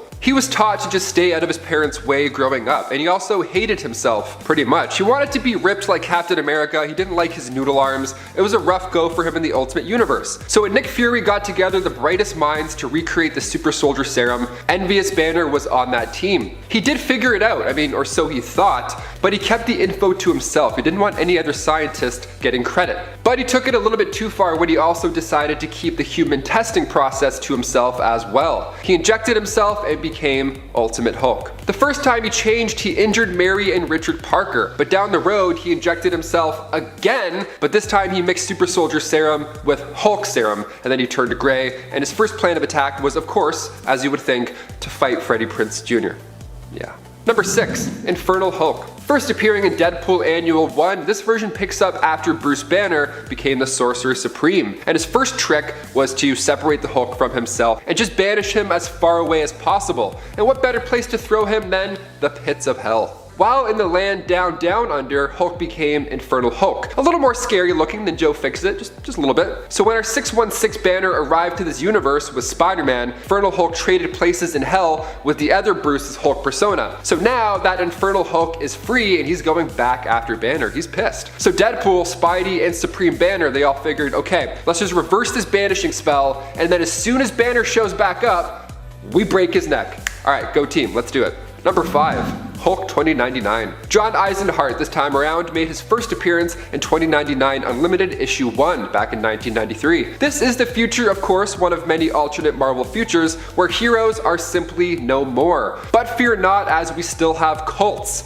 Thank God, you gotta have those cults. One cult called the Knights of Banner was piquing the interest of Eisenhart, but at this point, he was this LA movie studio guy and he wanted to make a movie about these knights or this Hulk cult or whatever. They're pretty much us in the future. They worship the Hulk, they have meetings, they talk about him, they probably create top 10 lists, I don't know. But when they turned down the money and said beat it, Eisenhart wasn't happy. So he tricked one of the young members, Gawain, into spilling the beans about the cult and how they're performing illegal gamma experiments. Gawain is actually a reference to Sir Gawain and the Green Knight, an Arthurian story that combined the beheading game and the exchange of winnings. And that's exactly what happened here. John reported this cult and its new secrets, and the police raided and killed everybody. All but Gawain. So John tried to fix what he'd caused, but it was far too late. After a gamma bomb went off, he was turned into the 2099 Hulk. Consumed now with guilt as well, he vowed to protect the young knight, and when Draco killed Gawain, spoilers, he figured he would just defend the people from future threats. Number 4. Compound Hulk. First appearing in Hulk Volume 2, Issue 30, Clue is a smarter version of that Grey Hulk that I mentioned earlier in this list. He's an advanced clone, rather, created by Xemnu. Now, Clue was the result of a cloning gone wrong, classic, and then when Clue and Xemnu were fighting Red Hulk, Impossible Man came in, he was watching the whole thing, and he used his powers to merge both of those guys into the compound Clue. He didn't last long at all, but anytime the words merge and Hulk are in play, it's bound to get weird. At number 3, we've got another character with a Dragon Ball Z style fusion in the form of Clark Kent, the Super Soldier. And no, this didn't suddenly switch over to a DC Comics themed video. In the Amalgam universe, where the Marvel and DC multiverses have been compressed and combined into one unified world by the megaversal beings known as the Brothers, Super Soldier is the result of mixing the backstories of both Captain America and Superman. Clark Kent is a young man from Kansas who winds up receiving his powers of strength, heat vision, and flight not from being a Kryptonian, but by volunteering for the Super Soldier program to help America during the Second World War, a process which is spied on by a very mischievous Jimmy Olsen. He would go on to fight the leader of Hydra, a version of Lex Luthor, and Super Metallo, a combination of Metallo and Red Skull's usual brand of killer robots. Double the trouble, double the fun. Coming in at number 2, we've got a version of Captain America that doesn't even need America. That's right, it's Captain Avalon. Coming from a Marvel universe inspired by classic sword and sorcery fantasy, this version of Cap is merely called Stevan until his son, funnily enough named Stevan Jr., is kidnapped by the Dreadlord, an evil alternate version of Baron Zemo. While he doesn't appear to have any actual magical abilities or equivalents to the Super Soldier formula, Captain Avalon is a brave knight at the peak of human condition, and his red and blue shield still brings the core of this classic character to light, even if America doesn't really exist in this Game of Thrones style world. And finally, coming in at the top spot for our weirdest alternate versions of Captain America, we have a choice that's not even human. That's right, it's Captain Americat. Hailing from Earth 8311, the very same world that's home to the spectacular Spider-Ham, this version of Cap is named Stephen Mouser, leads a group of superpowered animals known as the Scavengers, and in another groan-inducing animal pun, most notably led them into battle against the supervillain Moltron. While his appearances have mostly been related to side stories compared to Spider-Ham's main adventures, Captain Americat is definitely the oddest version of Steve Rogers that we've yet to see in the Marvel multiverse. Number 10. Superman Jr. is no more! Exclamation point. Remember that time that Superman Jr. quit? No? Well, you can if you read this Elseworld story. This is another Elseworld story out of the Elseworlds 80-page giant from the 90s. Seriously, this book is chock full of interesting and strange stories. In this one, Superman Jr. ends up quitting the superheroic game, much to Batman Jr.'s dismay, believing his dad will be around forever, so he's not needed. He's like, I quit, I'm over this. My dad's got this for life, for longer than life. I think you know where this is going next. Superman appears to die while taking a net full of dangerous missiles to safety in the emptiness of space to explode in. Supes Jr. then feels terrible, misses his dad, the whole world goes into a tizzy, and eventually Superman Jr. is inspired to return. I don't know if people use the word tizzy anymore, but I just did, so there you go. I'm making it a thing again. He helps Batman Jr. save some guys from an earthquake where they end up being trapped under tons of rock and snow. In the end, however, it's revealed that Superman faked his death in order to influence his son to return to his job as a hero, and everyone has a good laugh about it. Ha ha ha ha! Oh, faking your death is such good fun. This story also features such amazing lines as Batguy/Bat Jr. I kid you not, he is called Batguy in this comic, asking Supes Jr. what's the true poop on this? And Superman Jr. responding with a rhyme. Rhyming on your father's grave, Superman Jr.?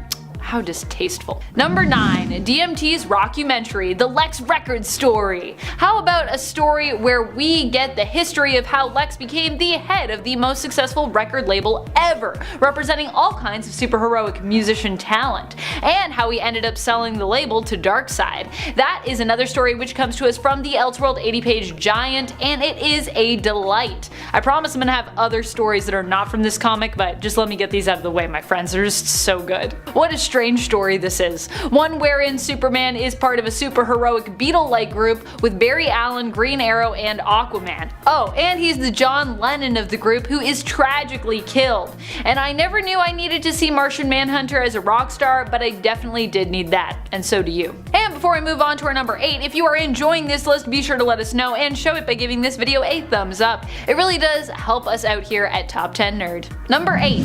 Superman/Batman. Absolute power! This comic is an interesting one. We are talking about a world in this story arc where Superman and Batman were reimagined as the only heroes. Both of their parents were wiped out at a young age, and Superman was never raised by the Kents. Instead, they were taken in and raised by Saturn Queen, Lightning Lord, and Cosmic King of the Legion of Supervillains. They created a fascist world which they collectively ruled with an iron fist, eliminating any and all opposing heroes who rose up or attempted to do so anyways. If you don't believe me, just look at the end of the first issue in this arc, which ends with Wonder Woman awakening and recruiting Uncle Sam. Yep, that's just how this story do. Number 7. Son of Superman. The 1999 Son of Superman tells a story where John Kent works alongside a group called the Supermen to discover the truth behind what really happened to his father, all as he's realizing just who his father really was, which his mom, Lois Lane, kept a secret, and as he's just realizing himself that he has superpowers. He doesn't even initially realize that Clark Kent and Superman were the same person, but initially instead suspects his mother was having an affair with the costumed hero Superman. Oh boy, John. In the end, they discovered that his father is still alive and had been kidnapped and held prisoner all these years by Lex Luthor with help from Martian Manhunter. Ooh, it does not look good on you, Martian Manhunter. It's not very nice. In the end, this plot is revealed, and despite John being new to heroics, he goes up against Lex, and the good guys end up prevailing. My favorite part, admittedly, is when John calls Lex's ponytail outdated. So 90s. Just gotta love that. Also, I just love that Lex has a ponytail in this. I also just love that this story ends with most of the older crew of Supes retiring, paving the way for a new era of Supers like John himself. For me, Elseworld stories that end like this, I'm like, I wish this could be the way of DC. Just let some of these people retire. Let's get some fresh blood in here. We've got a lot of sons and daughters and such. Number 6. Batman in Darkest Night. All my Tales of the Dark multiverse fans out there are likely already familiar with this story, if not the original telling of it, then at least the dark retelling of it. You might know the version of Bruce Wayne from Earth -32, but for this multiverse story, we're talking about the version of Bruce that inspired him from the non-dark Earth, just Earth 32. No negatives needed. This version of Bruce is introduced to us in Batman in Darkest Night, a 90s comic that gave us an alternate story, one where Bruce Wayne, instead of becoming Batman, becomes the Green Lantern in Hal Jordan's place, being chosen by Abin Sur instead. In this reality, Sinestro becomes Green Lantern, Bruce Wayne's biggest foe, and the Joker never existed, as Green Lantern prevents the accident which created him at Ace Chemicals. Here, Catwoman is also Star Sapphire, which I honestly just need more artwork in my life of that whole thing. I'm just like, more Catwoman Star Sapphire artwork, please. Give it to me. Number 5. Batman / Captain America. This has got to be one of my favorite stories out there. It's the team up we've all been waiting for, Batman and Captain America together. I actually love when these two team up. Here we see them taking on each other's main nemesis, featuring Cap's Red Skull and Bat's Joker. There's also a bit of a sidekick swap where Cap partners with Robin and Batman partners with Bucky, and in the end, of course, even Joker admits that Red Skull is so evil, even he is not interested in working with him. He may be a criminal lunatic, but he is an American criminal lunatic. When it comes to German World War II soldiers, even Joker isn't interested in crossing that line. And in the end, he and Red Skull end up squaring off themselves and fighting one another as well, after Joker finds out Red Skull's true allegiance. I just love the Joker's like, I might be crazy, but like, this is too crazy for me. Not about that. Number 4. Batman / Houdini, The Devil's Workshop. For all my Gotham by Gaslight fans out there, here's another stylistically appealing Elseworlds story for you. This one evokes the feel of watercolors and also has some really pretty letters. It's really pretty to look at and features Batman teaming up with Houdini to fight vampires. What more could you want, I ask you? It also gives us a cool alternate Joker with Mad Jack Schadenfreude. The art is truly so good here, I must share with you the names responsible. Howard Chaykin and John Francis Moore are the writers, with art by Mark Chiarello and letters by Ken Bruzenak. Just a stunning read. You gotta check it out. Number 3. DC The New Frontier. Not only is this a beautiful world to get lost in, it is super stylized by the late and great Darwin Cook, who passed away in 2016. This Elseworld story paints our heroes as outlaws operating in the post-Korean War time period, where space is truly the new frontier. And being that it is, the story here is primarily led by protagonists and heroes Martian Manhunter and Hal Jordan. Also, I just gotta say, I love when Martian Manhunter gets to be like the main protagonist in a story. I feel like we don't hear enough from him usually. Maybe I just need to read more of his standalone series. Maybe that's what I need to do. The art style is simple and classic, and I also just really love the explosive use of color as well. It's a visually compelling series that I highly recommend checking out. Number 2. Earth 2. Earth 2 is home to many awesome heroes like Val-Zod, Superman, Power Girl, and Helena Wayne's Huntress. It is home to the superhero team known as the Wonders of the World, and while some of the original team is gone, we are introduced to new team members who take their place. And hey, we still got the golden oldie Alan Scott. I personally am just a big fan of both Power Girl and Helena Wayne and their team ups together, so Earth 2 for me, when it comes to alternate realities and worlds and their stories, has got to be one of my favorites personally. Number 1. Kingdom Come. Kingdom Come has to be one of the most beautiful Elseworld stories that takes us to an alternate future where there is a great divide and sort of war in the superhero community, following Superman's choice to retire. He does end up returning to the world of heroics at the behest of Diana, aka Wonder Woman. Kingdom Come was a story originally written by Mark Waid in response to a rise of anti-heroes in the comic world. And in the story, this is exactly what you see some of the classic heroes like Superman, Wonder Woman, and Alan Scott go up against. These new heroes whose ideologies are much more harsh and violent by comparison. Much more edgy. The artwork, of course, is done by one of the most amazing artists to this day in the biz, Alex Ross, and is all hand painted.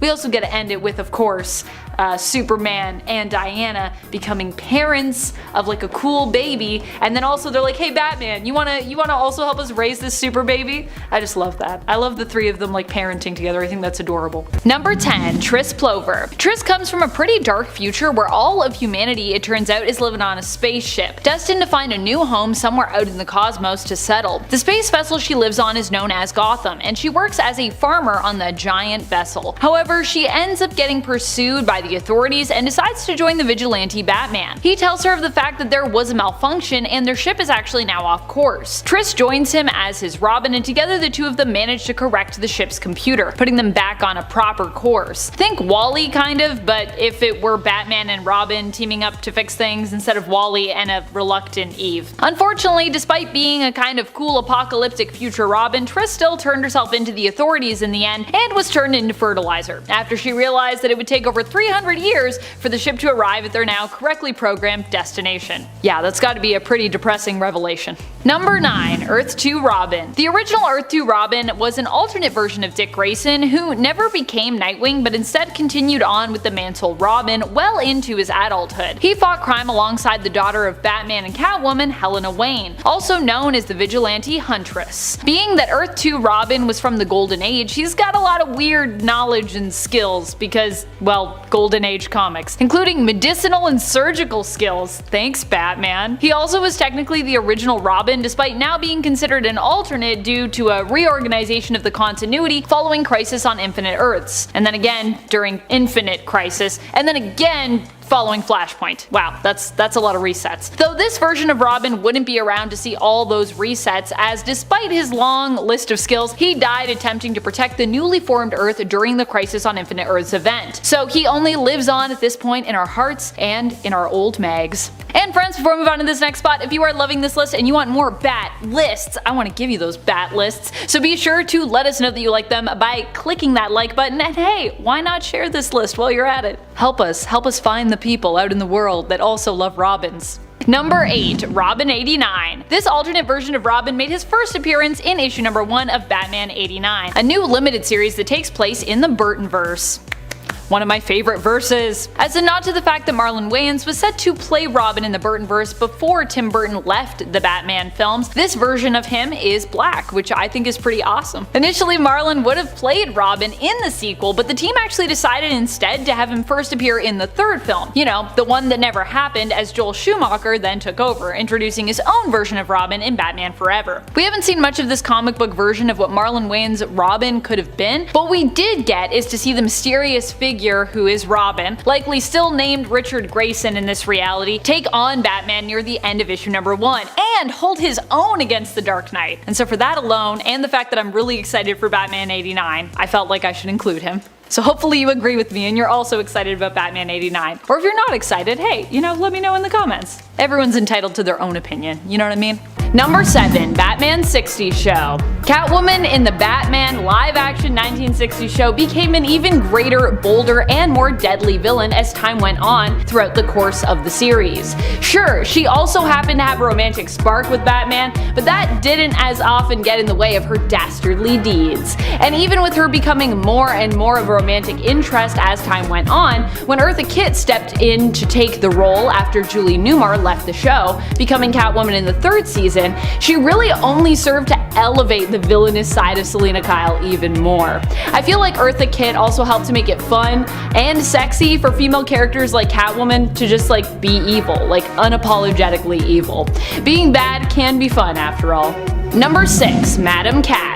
Madam Cat hails from the Amalgam universe, which over at DC is given the reality number of 496 and over at Marvel is given the reality number of 9602. In this reality, Selena Luthor was the daughter of Green Skull, aka Lex Luthor, and Lois Lane. She was basically raised to be evil, despite the fact that her mother did try to shield her and protect her from her father's villainy.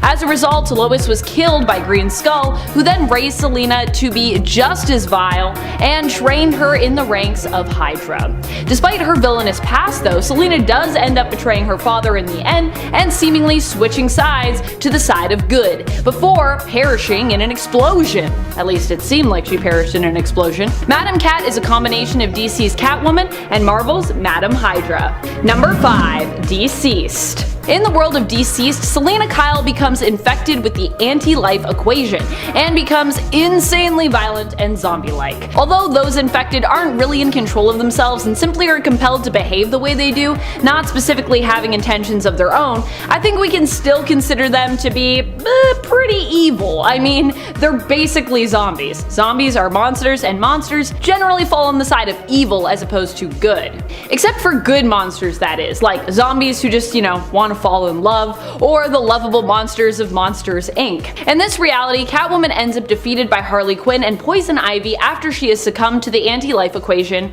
virus. Or I guess just the anti-life equation. Just feels weird to not call it a virus because they're basically like zombies, Number 4, Catwoman 2. Catwoman 2 is Catwoman's kind of unofficial predecessor from the Kingdom Come universe. Here, Catwoman herself, Selena Kyle, has retired from the world of vigilantism and thievery to start her own successful cosmetics company and brand. And successful indeed it was. She presumably spends most of her time running the multi-billion-dollar company, and I guess just chilling and spending her money. Catwoman 2, on the other hand, uses Selena's former mantle, but is one of the new heroes to appear on the scene, whose methods are actually looked down upon by the older heroes. She follows the brutal and misguided example of the Man of Tomorrow, the villain Magog. Number 3, Robin King. Robin King is actually not an alternate version of any of our Robins from the main continuity. Gasp! Instead, Robin King is an alternate version of Bruce Wayne, who was inspired by a Robin's cheerful song at his parents' funeral in this reality. It was the young Bruce Wayne here who killed his parents due to the fact that he was inherently prone to violence and homicidal tendencies, even from a young age. Because this version of Robin is so murderous and dangerous, he could definitely be one of the most powerful Robins out there. Also, if you thought Jason had at times questionable morals or methods, the Robin King truly just blows him out of the water for that. Number 2, Dick Grayson. I think Dick has proven to be the most capable and powerful version of Robin that we've ever seen. This is likely thanks to a combination of Nightwing's personality and years of experience, considering that he was the very first Robin and has been around since the early days of Batman's vigilante career. He's also super flexible. I think he's also the most flexible Robin, which I know y'all might be thinking that doesn't equal power, but trust me, flexibility is hard and it is very powerful, I think. Do not underestimate someone who's very flexible. Dick even proved himself as a good fit as Bruce's heir when he himself took up the cape and cowl, filling in as Batman after he was presumed dead, but was really just MIA. Nightwing brings to the table not only his skills as a fighter and acrobat, but also his sharp wit as a perceptive and smart detective, as well as his forensic skills, or as I said once, his chemist skills. I called him a chemist once and people were like, that's not a thing. But he does have forensic skills, which is chemistry, so I feel like it still kind of goes hand in hand. I defend it. I would say when it comes to all-around Robin power, Nightwing is one of the most balanced, which generally gives him a leg up in comparison to the other Robins who tend to dominate in a specific area but usually lack somewhat in another. Basically, they're usually really good at one or two things, but everything else they're fluctuating. And I feel like Nightwing is pretty much here, he's just really good at a lot of stuff. Number 1, Dragon Slayer. Dragon Slayer is probably the most powerful of the Robins that we've seen so far. He's also definitely the most metal. He comes from the Dark Multiverse, more specifically, the Dark Multiverse Dark Knight's Metal series. He actually sort of has powers as well, coming with an electric guitar that also happens to be an axe. He plays it with a kryptonite pick, using its sound to create sonic blasts and even energy constructs. And okay, yeah, so he doesn't necessarily have powers, but he has a powerful weapon, so I'm gonna count it, because it's magically powerful. Dragon Slayer's Nightwing, aka Richard Grayson, is definitely the most badass of all the Robins here, and despite his very brief appearance, is in theory the most powerful. At least his brief appearance by comparison to some of the other ones. Although Tris Plover was also brief. Number 10, Lone Ranger. The Lone Ranger originally started appearing in a comic strip and would later receive his own comic book series in 1948, which went for over 100 issues. Before he was even in comics though, Lone Ranger was a superhero recognized for his radio show, which debuted in the early 1930s. The first few comics consist of compilations of his comic strips, but new stories began with Lone Ranger starting with issue 38, which saw Paul S. Newman writing and Tom Gill on art. The Lone Ranger was known as a mysterious masked Texan Ranger who would fight bandits and outlaws in the Wild West of America, with his loyal pal Tonto and his trusty steed Silver. Hi-ho Silver away! Number 9. Tonto. You didn't think I was going to talk about Lone Ranger and just like leave Tonto out of this list, did you? Tonto was originally shown as Lone Ranger's native partner and was part of the Comanche tribe originally. Some may think of him as just a sidekick, but as time progressed his character tended to be more presented as an equal and partner to the Lone Ranger rather than just a sidekick. He got his own comic book spin-off series in the 50s titled The Lone Ranger's Companion Tonto, and was often depicted as being witty and sarcastic, even going on to mock other less favorable portrayals of himself in pop culture that made him seem more savage. I like when heroic characters are self-aware and sassy like that. I feel it. Deadpool, She-Hulk, Tonto. Keep being sassy, keep being witty. Number 8. Green Lantern. Before Hal Jordan or Guy Gardner, there was Alan Scott. He was the first Green Lantern and was created by Mart Nodell, making his comic book debut in All-American Comics issue 16. When this first Green Lantern made his appearance, he probably seemed to be pretty cool, I'm sure. This was way back when the Green Lantern was still an actual lantern, by the way. It's just this lantern he was carrying around. But in retrospect, Alan Scott is known as being one of the silliest Green Lanterns, because he has one of the strangest weaknesses in comic book history. Wood. While there definitely wouldn't be openly gay superheroes for some time yet since he was introduced in 1940, I like to think the fact that he is helpless against wood might pose a double or symbolic meaning.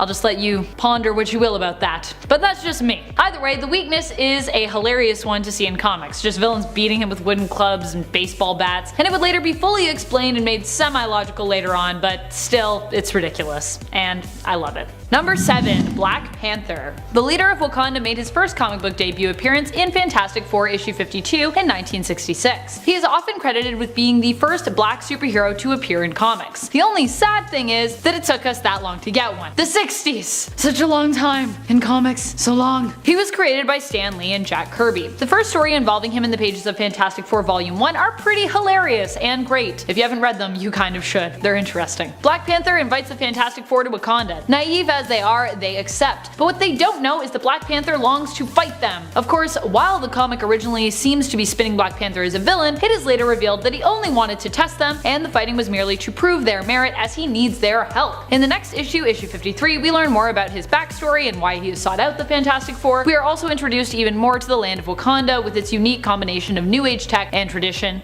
old and new. So there you have it. Number 6. Superman. Superman is that hero that you usually think of when someone asks who the oldest superhero is during a trivia night. And honestly, I'm sure it's an acceptable answer by most trivia standards. But not here. Not here. Here we go further. Superman is widely thought of as being one of the oldest, the original American comic book superhero. But seeing as how he is number 6 on this list, I think us mega nerds would likely know otherwise. Still, he came out in 1938 and first debuted in Action Comics number 1. And honestly, if you read his original appearance, it's easy to see what all the hullabaloo is about. It's basically a piece created to show off and introduce just how unstoppable Superman is. In fact, Superman would continue to be presented as near invincible until the 80s, acquiring more and more powers with each appearance. And then we had to fix that. We had to tweak that because it's too much power. Superman was created by Jerry Siegel and Joe Shuster. Number 5. Sheena. Queen of the Jungle. You might be wondering just where Wonder Woman is on this list, but Sheena actually predates Wonder Woman, and her own self-titled series even predates Wonder Woman's by a few months. She was originally published by Fiction Comics and was known as Sheena, Queen of the Jungle. Most 1930s Queen of the Jungle I have ever seen, but yet. Sheena's abilities included super strength and agility, and the ability to communicate with animals. She made her first appearance in WAG Comics issue number 1, and her self-titled series came out in early 1942, just a few months before Wonder Woman.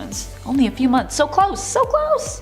Number 4. Kazar. Kazar is known as being one of the first Marvel superheroes. Can you guess who the other one is? Let me know in the comments. But there are actually 2 Kazars. The one I'm referring to here is David Rand. He appeared in Marvel before they were even known as Marvel, back when they were Timely Comics in 1936. Kazar shared many similarities with Tarzan and was very passionate about protecting the surrounding wildlife and animals where he grew up. He also fought against Germany with the Allies in World War II, fun fact. In fact, the last story we have of him shows him setting out to provide more wartime aid. The other Kazar we would meet later in the 60s was known as Kevin Reginald, and was the son of the man who discovered Savage Land. Both Kazars also appear to be English.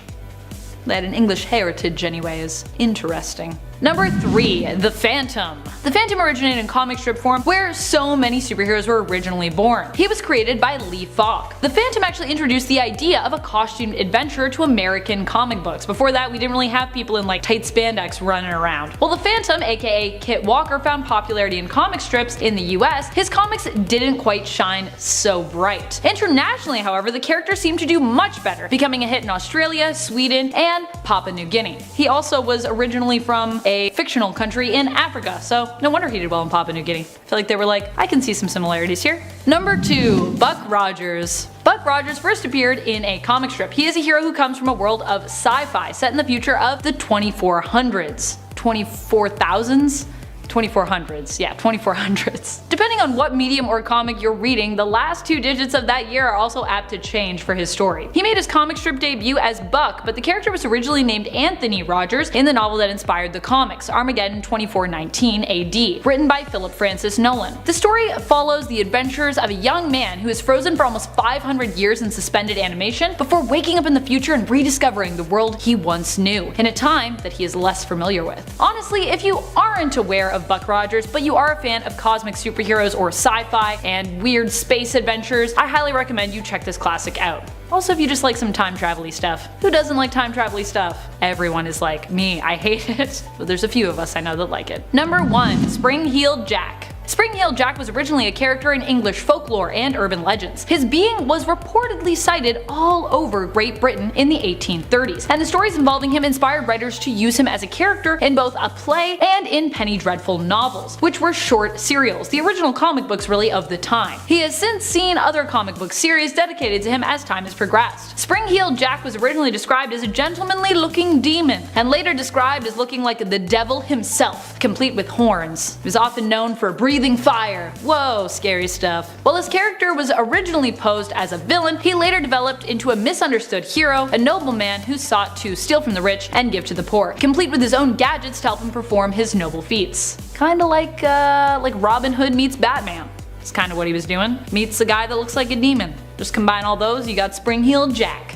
Number 10. Cyclops and Wolverine's Schism. Schism was basically Wolverine and Cyclops fighting over ideologies, particularly ideologies surrounding the young mutants' minds that they were subjecting to danger literally all the time. Wolverine believed in a more nurturing parental approach, while Cyclops had the idea to treat these youngins like soldiers. Cyclops' approach is bad enough, but the whole initiation of this fight was another low for the mutant Boy Scout. Cyclops founded Utopia, giving mutants a place to live, but a place that was now being threatened by a new Hellfire Club that attacked a group of young X-Men at a museum opening, taking hostages. Cyclops and Wolverine were racing to get there, but were too slow, so, to Wolverine's horror, Cyclops ordered Teenage Mutant Oya to de-life all the Hellfire soldiers, which she did successfully. The fight between Cyclops and Wolverine then split the mutant community down the middle. Number 9. X-Men vs. Inhumans. The Inhumans were an offshoot of humanity that were experimented on by the Kree, gaining powers from a process called Terrigenesis, using Terrigen mists. Now it turns out, these mists are basically poisonous to the mutant population, and mutants were hurt when mists were released on Earth. The Inhumans in response felt pretty bad and were all for some kind of peaceful resolution to the issue. But Emma Frost made a whole plan that all the mutants, including the X-Men, agreed to except for Beast, Forge, and Rogue. Emma also basically staged the passing of Cyclops at the hands of Black Bolt of the Inhumans to get the mutants to fight back against the Inhumans, who weren't even trying to fight in the first place, causing a whole war between the two groups. It makes no sense, but that's how it is, I guess. If you guys love mutants and these videos, be sure to drop a quick like on this video. It's all you gotta do to show us your support. Thanks, nerds. Number 8.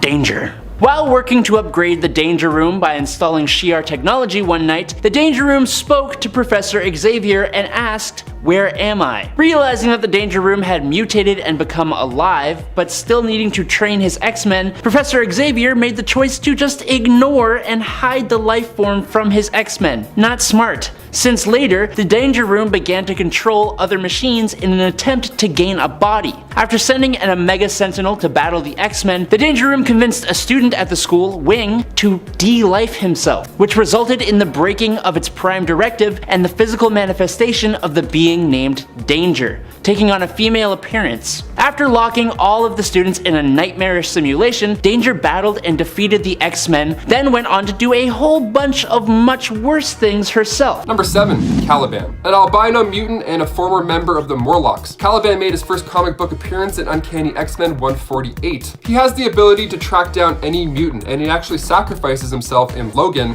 where he was played by the hilarious Stephen Merchant. Great film. If you haven't seen it, go check it out. It's on Disney Plus now, rated R. So good. He was originally an ally to the X-Men, so I'm gonna count him as a hero who switched over to the dark side. Because once he became a tracker for Apocalypse in X-Factor issue 24, titled The Fall of Mutants. So Apocalypse gave him extra strength and renamed him Hellhound, taking the place of the Horseman Death. Number 6.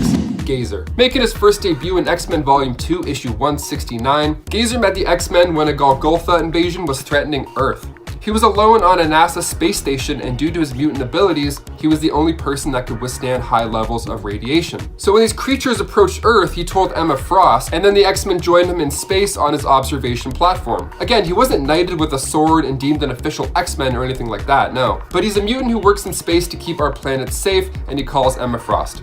So call him what you want, but this man's a hero. He's a bored, lonely hero up in space. He's definitely an X-Men. I'll say he's an X-Men. But then after the events of M-Day, things changed, and so did his morals. He lost his abilities, so now he was experiencing horrible radiation sickness, so he decided to literally jump ship, wanting to go out there instead of passing away alone in here. Fair, I mean, sad, but also makes a lick of sense. It's kind of like George Clooney in Gravity, just floating out in space. Houston, I lost visual of Dr. Stone. But while he was drifting in space like a hero, Apocalypse came on by to save his day, thus becoming the Horseman War. Number 5. Sunfire. He made his first debut in X-Men issue 64. Shiro Yashida's mother passed away of radiation poisoning when he was still young, and Shiro was raised by his uncle Tomo to hate the West and return to Japan to their imperial days. So he trained for years and attacked America when the X-Men pulled up to put a stop to it. So Sunfire ended up taking out his uncle and returning to Japan, but then he was sent to destroy an American cargo ship, but then Namor turned him for good. Now he was Japan's protector. When most of the X-Men were captured by Krakoa, Sunfire was recruited by Charles to help. He was named as one of the mythical 12, representing the power of nature alongside Storm and Iceman. So far, so good. But then during a battle with Deathstrike later on, he was presumed dead after an altercation, and the X-Men couldn't find his body. But you know who did?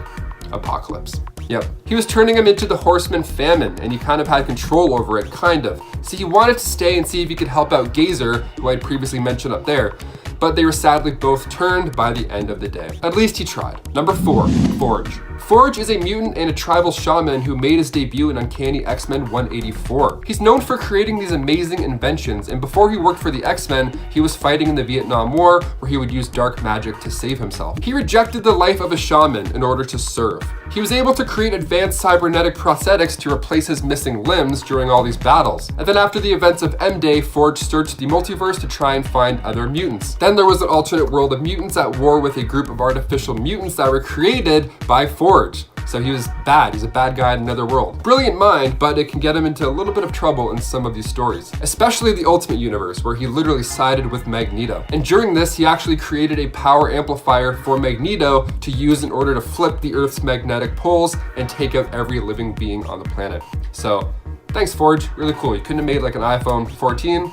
Cool, that's good too. Number 3, Professor X Mind Wipe Mark II. It's not just colleagues that Professor X has manipulated. No sir, not by a long shot. But in Giant Size X-Men number 1, Charles Xavier has to put together a brand new X-Men team thanks to the fact that his original X group is being held captive by the living island Krakoa. However, we learn later that this new team wasn't the only one, because Professor X already sent out another new squad of X-Men to save his original team, and they were all horribly killed. Vulcan, Sway, Darwin, and Petra all seem to perish at the hands of Krakoa, and rather than admit his poor decision making, getting a bunch of mutants killed in action, Charles erases the minds of everyone who knew about this team, including Vulcan's older brother, Cyclops, which came and bit him in the butt when Vulcan turned out to be alive and came for some revenge. Number 2, Beast and Terra Verde. After the mutant nation of Krakoa was founded with its various different organizations and groups, the former X-Men Hank McCoy was put in charge of the intelligence wing of X-Force, which was the mutant nation's equivalent to something like the CIA, for example. This means that Beast is now one of the shadiest damn mutants you ever did see, and one of the most prominent examples of just how shady he now is comes in his response to an attack from the Republic of Terra Verde. Beast modifies the telefloronic biotech of the country of Terra Verde to take complete control of that country and its people. From there, he used them to seed telefloronic listening devices in embassies and basically used the state as a puppet for intel gathering. Hank transformed the nation into a literal puppet state and robbed its people of their free will.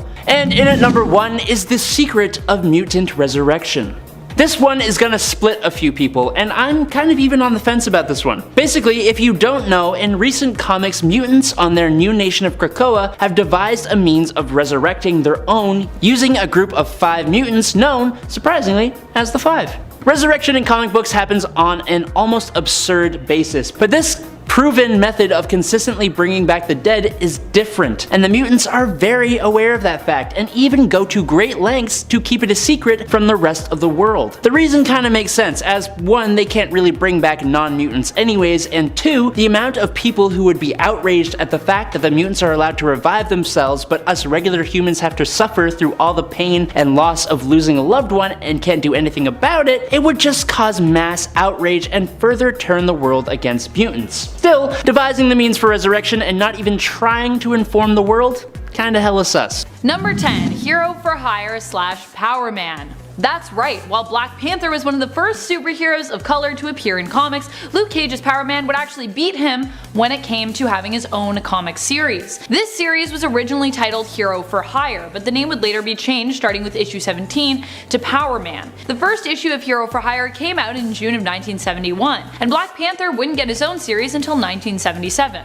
I know, strange, right? The name for Luke Cage's series would change one more time starting with issue number 50, becoming Power Man and Iron Fist. That name would stick with the series from issue 86 till its end in issue number 125. Number 9, The Amazing Spider-Man. When many people think of Marvel Comics, this is often the hero they think of first. The first volume of Amazing Spider-Man would see its very first issue come out in March of 1963, and the first issue was very much an origin story, one that we'd become all too familiar with in the animated series and films to follow about everyone's favorite Spidey-themed hero, Peter Parker's Spider-Man. The series would be a long-standing one and would produce hundreds of issues, and although it has been relaunched, the story of Peter Parker continues to be one that comic book fans everywhere have become obsessed with, making Spider-Man one of the biggest superheroes, especially one of the biggest superheroes to come out of Marvel Comics. Number 8, Fantastic Four. The Human Torch was actually the first character to appear from the Fantastic Four in Marvel Comics number 1 in 1939. Sort of anyways. Marvel Comics was an anthology magazine comprised of various heroes' adventure shorts. I know, I said no anthologies, but I think this is a pretty cool fact. The Human Torch that actually first appeared in Marvel Comics was actually Jim Hammond. Hammond would later be reinvented in the Fantastic Four team as Johnny Storm, Sue's brother, so the character, while different, is even older than the Fantastic Four comics itself, which is still pretty old, although granted that Human Torch wasn't obviously the same as the Human Torch that we have now. The Fantastic Four series started in 1961 with issue 1, which like Spider-Man's start was also an origin story. Watch out for those cosmic rays, or maybe don't if you want superpowers. Number 7, The Flash. Starting us off with Barry Allen's Flash, this series had hundreds of issues as well, though not quite as many as the Amazing Spider-Man series. It all started in March of 1959 with issue 105. While that might seem like an odd number to start on, it was because the series was picked up by DC Comics after All American Publications cancelled its predecessor, a series known as Flash Comics, which featured predominantly the adventures of the Flash and Hawkman. DC Comics actually was kind of once All American Publications. DC was the phoenix that rose out of the ashes of a few different comic book publishers who came together to create DC, of which All American was one. And then later, that original Flash 2 from Flash Comics, Jay Garrick, would also become part of our continuity. Fun fact. Jay Garrick was one of the few Flashes that actually got to retire, post to die, or go back into the Speed Force. or any of that fun stuff. Number 6. Wonder Woman. Wonder Woman would get her own series in 1942, shortly after her appearance in All-Star Comics issue number 8. The first issue even introduced a female associate editor of the magazine, Alice Marble. Marble was known as an acclaimed tennis player. While her time on the DC staff editorial board was brief, she was also a self-proclaimed fan of Wonder Woman, who was responsible during her time with DC for the Wonder Woman of History feature in the comic, which retold the stories of real-life famous historical women. Wonder Woman's first story involved her saving Steve Trevor, and introduced us to the world of the Amazons. Apparently, Amazons liked riding kangaroos around originally. Did you know that? At least they look like kangaroos, I don't know. Giant kangaroos, we ride them in combat. I wonder when horses became a thing in these comics. I need to read more old Wonder Woman, because it seems like a time. Number 5. Green Lantern. This comic was originally published by National Periodical Publications, who, as we know now, would later become one of the companies that would amalgamate into DC Comics. The series would run for 38 issues, and would introduce the first Green Lantern, Alan Scott. One of my favorites to bring up, because I get to talk about his weakness to wood. In this first issue, we would discover how Alan got his powers from both the Green Lantern ring and an actual Green Lantern, which was created by an old Chinese lamp maker from molten green space metal that had crashed to Earth via meteor. This original series really put the lantern in Green Lantern. It's not even a funny joke, it's just really bad. You're welcome. Number 4. Captain Marvel Adventures. Captain Marvel Adventures was the spin-off from Whiz Comics, an anthology series that featured the ever-popular Captain Marvel. Captain Marvel Adventures was the original series for the hero, produced by Fawcett Publications. Alright, let's get into the craziness of Fawcett, here we go. Fawcett would end up cancelling the series and all other superhero series eventually as a result of the lawsuit filed against them in regards to Captain Marvel's similarity to Superman, who had belonged to National Periodical Publications at the time the lawsuit was filed in the 1940s.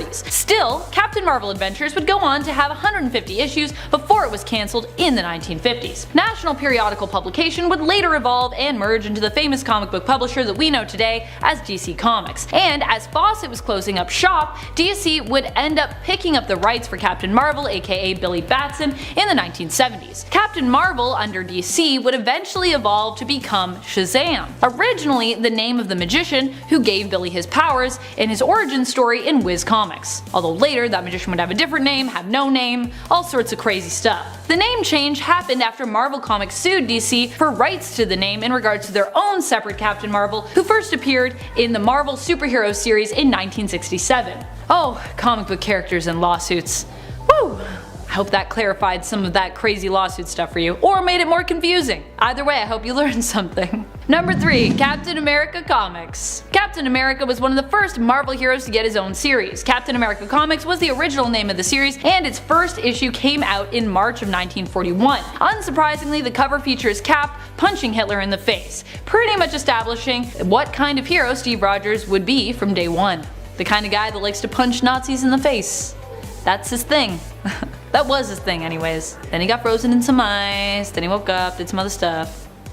You know how it goes. Number 2. Batman. After making his first appearance in the Detective Comics series in issue 27, Batman would shortly after get his own series and go on to be one of the most iconic heroes in comic book history, and obviously one of my favorites. The first issue of Batman came out in March of 1940. It featured an origin story and introduced us to Batman characters who would go on to become some of the most famous, including Robin, James Gordon, Joe Chill, Hugo Strange, Catwoman, and Batman's one true supervillain, the Joker. Number 1. Superman. Superman first appeared in the anthology series Action Comics, and like Batman, he would soon after get a series to call his own. Superman Volume 1 Issue 1 would come out in June of 1939, almost a full year before his future BFF and fellow JLA member Batman. Superman's first issue was the typical origin story fare, but as soon as issue 2, we would also find ourselves introduced to some of Superman's mainstays, mostly in the way of supporting characters. In issue 2, we would meet both Superman's young pal Jimmy Olsen and his future girlfriend slash wife slash baby mama Lois Lane. Slash sometimes she's Superwoman herself. That's also happened. Oh, Lois Lane. She's a pretty cool lady. Kicking off the list at number 10, Grey Hulk. One of the more badass versions of the Hulk was also the earliest. See, originally Stan Lee wanted the Hulk to be grey, but ink problems made him green. The Incredible Hulk made his first smashing appearance in 1962 when a teenager, Rick Jones, was about to be caught up in a gamma bomb test. Scientist Bruce Banner ran out and threw him to safety, but in doing so he himself was caught in said explosion, and in turn he was irradiated with radioactive particles, becoming the Grey Hulk. Our green guy, the main 616 Hulk, is referred to as the Savage Hulk, and Grey Hulk is said to be weaker. They made him an entirely different version in the comics to help explain the color change. They were both fighting to control Bruce. Things get spicy during Peter David's run when we meet Joe Fixit, this mobster Grey Hulk working at a casino. Imagine this guy asking you for your ID. I would bring 5 pieces and a passport, just to be safe. So intimidating. And his hat too, like he looks friendly, but he also looks like when he shakes your hand, he's gonna break all your knuckles. Number 9, Skulk. Coming to life in Doctor Strange Fate issue 1 back in 1996, Marvel's Bruce Banner combined with DC's Solomon Grundy. How fun. Another grey version, but a little more out there this time around. Solomon appeared right before Bruce Banner was caught in that gamma bomb explosion, so now the two ended up fusing together, creating Skulk. Skulk was taught by Doctor Strange Fate that in order to remain in human form, you need the assistance of magic. Black Widow's palm dances will not work in this universe, my friend. So Banner was like, alright, I'll work for you, just make sure I don't become that awful pale monster. Deal? Deal. Great, awesome. Skulk's last comic was in Lobo the Duck issue 1 just a year later. He died in the destruction caused by the Gold Kidney Lady. Yes, you heard me correctly. And before we list off some other fun versions of the Hulk, if you want to Skulk smash that like button, that would be lovely. Those clicks really do help us out a lot here. You all rock. Now let's keep this list going. Number 8, Peter Parker. Looking now to the 2006 bullet point storyline, if you haven't already guessed from the title, this one's a superhero swap. We love those. Now this is a life where Uncle Ben, well, still died, but he died a lot earlier, so unfortunately he wasn't around to mentor Peter. Give him the whole with great power comes great responsibility rundown. So now Peter's stealing Jeeps, he's blasting Green Day and flipping off the elderly, just the complete opposite guy that we know and love. During the Jeep joyride, it ran out of gas, so Sneaky Pete went off to look for some more to help fill up. Now while he was searching, that's when he just happened to stumble across that gamma bomb test, and he didn't realize that he had this Hulk side to him until later on that night. His friends got in trouble, so they blamed Peter, and that's when he got really angry, and then he turned into the Hulk for the first time. It was nuts. Aunt May straight up had a heart attack. More than fair. After this point, retired Steve Rogers came back, suited up as Iron Man, and then began hunting him down. This universe is crazy. Peter Hulk killed Steve Rogers, and he didn't go down until Galactus arrived on Earth. Not a bad run. At number 7, we have Ultimate Captain America, a character that probably wasn't intended to be read as weird when first created, but has since turned out to be a bit more of a unique interpretation of the character. Notably more destructive, assertive, and just a bit grumpier than most other interpretations of Steve Rogers, he could be seen as a different interpretation of American patriotism than more classical versions of the character take from. In another wild and tragic twist, this Cap's version of Red Skull is actually his literal son, the result of his last night with his World War II era girlfriend, Gail Richards. Completely unknown about by Steve and born after he was frozen in ice, the baby was taken by the military and grew up in foster care. Growing up with an inferiority complex, this child would eventually scar himself and become the criminal mastermind, the Red Skull. Talk about a messed up family, Steve. Coming in at number 6, it's Steve Rogers. No wait, it's Stephen Strange. No wait again, it's actually Steven Rogers, Soldier Supreme. In a pocket dimension known as Warp World, where every soul of the Marvel Universe has been merged with that of another, Doctor Strange and Captain America were DNA digivolved into the combined form of the Soldier Supreme. In this unique part of the multiverse, the superhuman experiments done by the Allies during World War II were achieved through magic instead of science, with the weak and scrawny Steven Rogers being taught the ways of dark magic and learning powerful sorcery. With a best friend known as Bucky Wong, a literal Winter Soldier after he becomes a ghost, this combo of characters is definitely a standout in a multiverse full of standouts. At number 5, we've got the alternate future showstopper of Danielle Cage, the Captain America of the future. The grown-up child of both Jessica Jones and Luke Cage on Earth 15061, Danielle has taken up the mantle of Captain America in a Manhattan where climate change makes flooding incredibly frequent and gangs roam the streets. With her own arch nemesis in the form of the Golden Skull, Danielle Cage is also one of the physically strongest Captain Americas throughout the multiverse, inheriting both the strength-based power sets of her parents and letting her yeet that red and blue shield as hard as it's ever been thrown before. Coming in at number 4, we've got a bit of a change of rank with Colonel America, aka Zombie Cap. In a world where an infected sentry brings a zombie plague from beyond the stars, and also where Steve Rogers has achieved the rank of Colonel and the presidency of the United States, America's hero is bidden along with many of the Avengers when they try to contain the sentry situation. The Colonel is even the one to eventually bite Spider-Man on the shoulder when the younger hero tries to help. This zombified version of Steve Rogers retains all of his powers and more, surviving with half of his brain exposed until he was finally defeated by his enemy the Red Skull during a final battle over who gets to devour the corpse of Galactus. Definitely some very, very weird stuff. Getting close to the end, and in number 3, MCU Captain Marvel. Carol Danvers is depicted as a former US Air Force fighter pilot who was given superhuman abilities when a lightspeed engine test went wrong, and she was exposed to the cosmic energy of the Tesseract and subsequently transformed into a human-Kree hybrid known as Veers via blood transfusion. In 1995, on the Kree Empire's capital planet of Hala, Danvers, then known as Vers, suffered from amnesia and recurring nightmares involving an older woman, particularly as a former Air Force test pilot who acquired cosmic energy force powers from the Tesseract after an explosion that wiped her memory. So you can kind of see where that was going. But I'm including this version of Captain Marvel not because she's weird, but because for some reason everyone seemingly hates this version. So much so that when I mentioned how the MCU Captain Marvel could beat the MCU Hulk, since MCU Thanos beat him and she was going to beat MCU Thanos if he didn't have the Power Stone at least, everyone still got mad at me. And some still hate me to this day. You should have seen my DMs after that video went out. And still, sometimes I get messages about how some of these fans hate me, okay? All because of my literal second video on the channel. And that's the reason I included this, so I can finally say my piece. Redemption is finally mine! Penultimately, in at number 2, Marvel.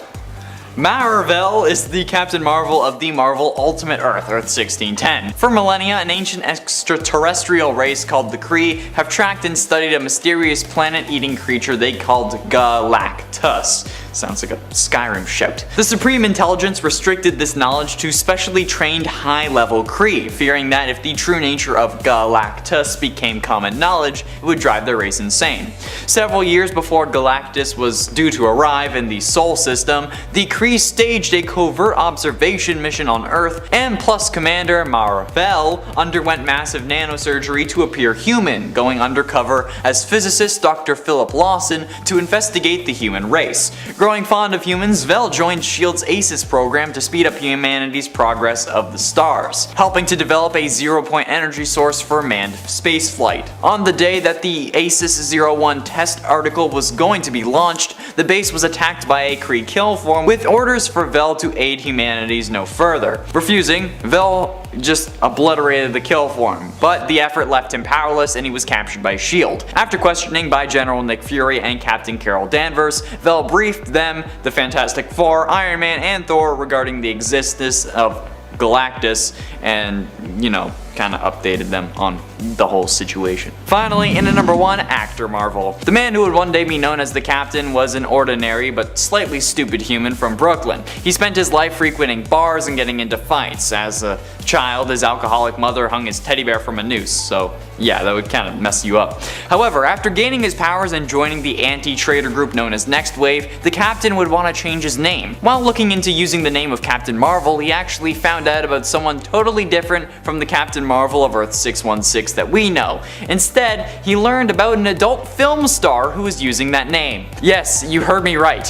When trying to use the name of Captain Marvel, the captain came across an adult film actor who was using this name. And honestly, I think that's probably one of the funniest versions of this character that there is. I don't care if it's not Carol Danvers or Marvel, but it's someone going by the name of Captain Marvel making adult movies. Okay? And you know that's gonna be a #1 spot for me, hands down. Technically, there is an Earth where all the Marvel characters are adult stars.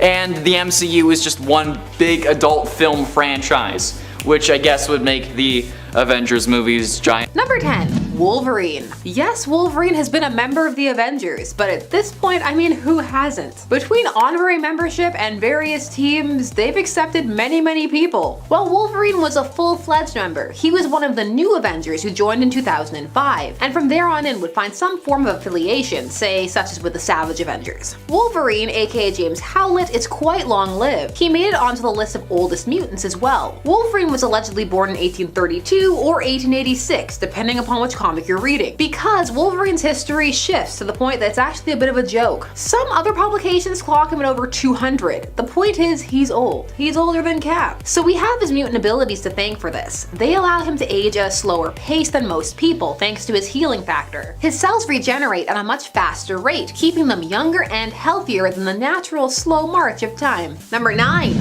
Captain America. Starting off with one of the younger members on the list, Captain America. Captain America's age comes from the time that he spent frozen in ice. So he is physically still pretty young, but if you count all the frozen years, he's over 100 years old. And yes, that counts. Kinda like being born on a leap year, but not really. How old are you? Captain America is one of the earliest members of the Avengers, but not one of the founders. No, the group was already founded when he was located frozen in ice. So he was a new recruit, but he became such a presence that he's often associated with the founding, and as a leader of the team. So Cap enjoys a position of high standing, and you can always pull out some "he's old" jokes in case you need or want them, which the MCU did in abundance. Capsicle ahoy! Number 8. The Sentry. The Sentry is Robert Reynolds, and based on his backstory, he is older than the rest of the Avengers. He is positioned as a Superman-style hero for Marvel, appearing and launching a golden era in a way that happened for DC but not for Marvel, because Marvel wasn't Marvel until the 60s. Before that, they were Timely and Atlas. Hence, this Sentry was there before the rise of the Age of Heroes such as Cap and Namor, who were the Golden Age heroes of Marvel, and he was firmly established by the Renaissance, aka the time of the Fantastic Four, based upon this retroactive canon. The Sentry seemingly doesn't age because of the serum that was the catalyst for him receiving his powers, which also triggered a photosynthetic response that causes him to not only absorb solar energy, but moved his molecules a tenth of a second ahead in time, which causes him to be immensely powerful for reasons. The Sentry, once he was established in canon, earns a place as one of the oldest Avengers. He joined the team in the New Avengers in 2005. Number 7. Namor. Why yes, the Submariner Imperious Rex has been on the Avengers. He joined in the 1980s in issue 262. Good old Namor Mackenzie. Once you know that's his name, you can't stop saying it. Namor also made our oldest mutants list, because for a time he was called the First Mutant, a title he has since lost, as he is not really a mutant at all, but instead a hybrid. Namor was born around 1916 as a way to account for him being a Golden Age hero, but still around the Silver Age, and Modern Age. He ages slowly. As mentioned, he was one of the Golden Age heroes for Marvel, and he made that transference over in the Renaissance when he was reintroduced in the Fantastic Four. But of course, the old continuity was still canon as well, so he is over 100 years old. And he's not on like the reputable Avengers team all the time, he gets to be on the Illuminati too, and cause the Skrull invasion. Number 6. Conan the Barbarian. Conan is a recent addition to the Savage Avengers in 2019, and has been there since the first issue. 10,000 BC, that is the era when Conan is supposed to be taking place during a fictional era, but the Avengers is a fictional team, so hey, it counts. Conan was transported forward in time by a spell to be on this team of Avengers, and some would say that doesn't count, but here on Top 10 Nerd, that makes him ancient.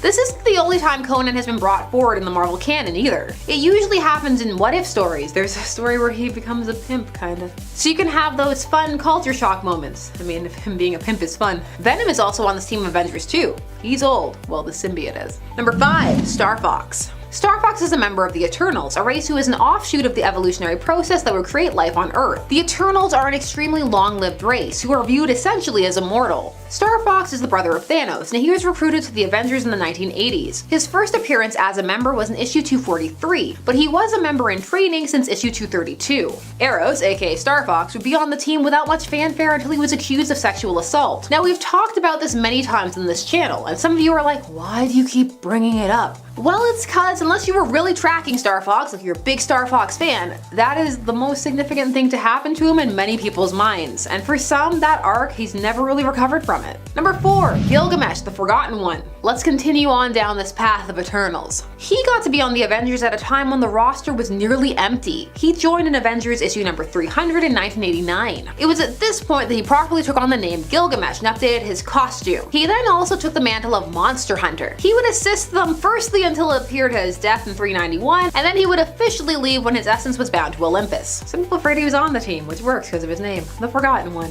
Number 3, Cersei. Cersei joined the Avengers in issue 314 in 1990. Captain America had already met Cersei a couple of times, once through time travel and then because she would become friends with some of the Avengers, as Cersei grew quite attached to her time as a human during the time when the Eternals had lost their memory. He would ask her for her help and she would eagerly agree because she had a crush on Cap and was often seen flirting with him. It was after she had helped out the Avengers that she would be asked to join. This was again during their quest for members, as she was an ideal choice as she had already worked with them. She would prove to be a great asset to the team, but Cap would consistently find himself embarrassed by her flirting with him. However, over time, she would become more and more aggressive. Cersei, like Gilgamesh and Star Fox, is an Eternal. So, long-lived. It's part of the pedigree. She is said to have been born during the Ice Age. Number 2, Thor, the god of thunder, currently the herald of thunder at the time of this recording. He is of course one of the Asgardian gods. Thor has lived for millennia, long enough to become ensconced in myth. He is at least as old as man, probably older. The Asgardians live in another realm and age much slower than humans, not only as a result of their physiology, but as a result of the golden apples of Idun they eat to prolong their lives. He would end up joining the Avengers after he was cast to Earth by his father Odin. For a time he had a human form as well, that of Donald Blake. Despite this, he is one of the founding members of the Avengers as one of the key players in Marvel's Renaissance, at the start of the Silver Age. Number 1, Valkyrie. Valkyrie joined the team during what's called the Heroic Age of Recruits, and first appeared as an Avenger in Secret Avengers Volume 1 in 2010. It was revealed to be the original Brunhild, which it matters. Valkyrie is of course based off of the Valkyries of Norse mythology, and firmly planted within Thor's universe. Brunhild is seemingly older than Thor, as she was selected for Valhalla by Odin before the Thunder God makes his appearance. This makes her one of the oldest Avengers. She also has a pretty confusing history involving multiple identities, some time being taken over by the Enchantress, being split into multiple people, and the like. And at 10, New Earth. Now, I'd like to say that technically New Earth is no longer the main continuity, since Prime Earth currently is, so I'm allowing New Earth Oliver to be on this list, okay? My list, my rules. New Earth Oliver is pretty badass, since in the 0 Hour storyline, after being thrust into another timeline where he stares at his own dead body, he gets pulled back and recruited by Batman to help in the fight against his once good friend Hal Jordan, who had recently gone mad thanks to Coast City being destroyed and then being possessed by Parallax. Oliver didn't want to believe it, but after seeing what Hal had become, he knew what he had to do. In the final battle, Oliver straight up shot Parallax in the chest, ending the battle and saving the universe. But Oliver was pretty messed up after this, understandably, because you know, he just killed his best friend. So Ollie returned to where he committed his first murder, because you know, that's great for your mental health, and swore off being a superhero, but obviously this wouldn't stick. Still pretty sick though. And at 9, Archer. Appearing in the animated movie Justice League Crisis on Two Earths, this version of Oliver Queen is the evil version who's a member of the crime syndicate. While he doesn't have much else going for him, being a match for the main Earth Oliver, he does have the moral advantage. You see, when you don't have a moral code, you can basically do anything, and that's what Archer experiences in this movie, even attempting to assassinate President Slade Wilson's daughter during a public speech. Yeah, it's pretty messed up. Dressing in red so he can hide all the blood, this guy is willing to kill whoever he has to in order to survive, gain more power, or even just have a bit of fun. And that puts him at an advantage over good Oliver, because he could easily put someone's life in danger as a distraction, and it would work. If you're enjoying this list and want to see more like it, why don't you hit those shiny like and subscribe buttons? It really helps us out and can make a huge difference. Okay, let's keep going. And at 8, Injustice. While the Dictator Superman universe version of Green Arrow dies brutally after accidentally shooting John Kent, the Earth 1 version of Green Arrow ends up being summoned by the Evilverse Batman to take down the crazy Superman. But in this reality, there is a pill that the Joker calls the Happy Pill, at least in the game, that increases their resistance to attacks, luckily making it slightly harder for Superman to kill this version of Oliver Queen. This pill does make him more powerful than his original and Archer counterparts, so that's why he's on this list. Especially because everyone on Evil Man Earth is like, oh damn, Oliver Queen is back? How did that happen? I mean, like, it's pretty normal for Oliver, I guess. He's basically at this point one of DC's Jesuses, but still, I'm sure that made at least some people question Superman's true power, but it probably didn't last for long, because if it did, they would get their heads blown off or like heat vision through their skull. Do you think Superman plays golf with human heads? I'd like to think so. 4. Number 7. Gotham City Garage Nightwing. Nightwing in this reality is known for fixing up bikes and wearing a leather jacket with no shirt underneath. Sounds pretty sweaty to me. He is recruited to help break into Lex Luthor's compound by Catwoman, and the pair of them are also joined by Kara. His skills here don't just include fighting and acrobatics, but also his driving skills, which are pretty impressive. Aside from that, Nightwing also has his tricked out bike, which adds to his power set. In this reality, he is rivals with Jason Todd, who himself gets his butt whooped by Kara. Nightwing in this reality is different in the sense that he is more selfish than his main continuity counterpart, and is willing to leave others behind in order to save himself. Number 6. Damian Wayne. What would an alternate Robin list be without a few of the main continuity Robins, of which we have a plethora of alternates already, as the role has changed hands throughout the years. I'm not going to list all of the Robins here, so if there's one that you're a huge fan of and I don't list them, please don't be offended, but I am going to mention a few that I just think are the most powerful and deserve to be mentioned, with some powerful Robin alternates from other realities and Elseworlds peppered in the mix there. Damian, of course, being one of those main Robins that I would like to talk to you about. Damian Wayne is another Robin who initially didn't have a problem with killing his opponents. This is due to the fact that he was raised among the League of Assassins, in part training with his mother, Talia al Ghul, herself a masterful and accomplished assassin and fighter. Damian has recently left the Robin mantle and his father's side to seemingly find himself in his own new Robin series. Although the series is called Robin, Damian claims to have turned his back on the bad and is looking to find out who he really is outside of his father's shadow, turning to his mother for some guidance this time around, and also looking inside himself, which I think, you know, Damian's still pretty young, so that makes a lot of sense to me. Number 5. Deathlock. Deathlock is the Amalgam Universe version of Jason Todd. He is a combination of DC's Jason Todd, who was once known as Robin, Marvel's Midnight, and Marvel's Deathlock. In the Amalgam Universe, however, his name still remains Jason Todd, just to be clear. Jason was caught in an explosion and recovered by the villainous organization Hydra, who healed him and repaired him by turning him into a cyborg, making him into their agent and Deathlock. But prior to this, Jason was already a skilled fighter, albeit somewhat reckless, taking up the mantle of Moonwing when he worked for S.H.I.E.L.D. after Dick had left the mantle and S.H.I.E.L.D. to go attend university. However, Jason would later be dismissed from S.H.I.E.L.D. after making a grievous mistake while on duty, a mistake that even as Deathlock he still blamed his superiors for, confronting both Dick Grayson and S.H.I.E.L.D. director Bruce Wayne during a fight later on.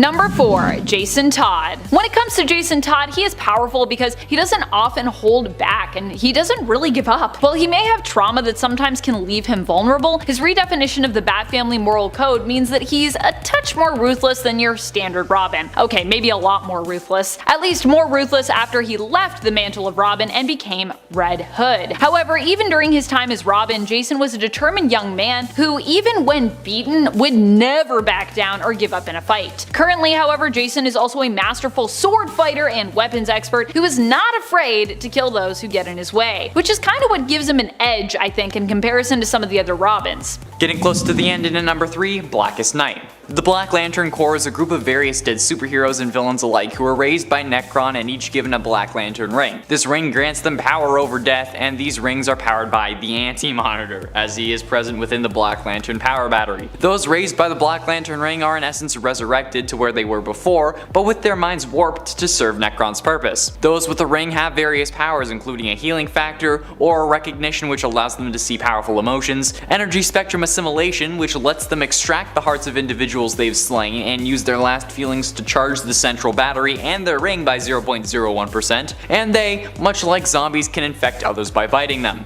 A bite from a Black Lantern will slowly kill the one bitten and would turn them into a Black Lantern upon death. Basically zombies with superpowers, so definitely not something to be laughing at.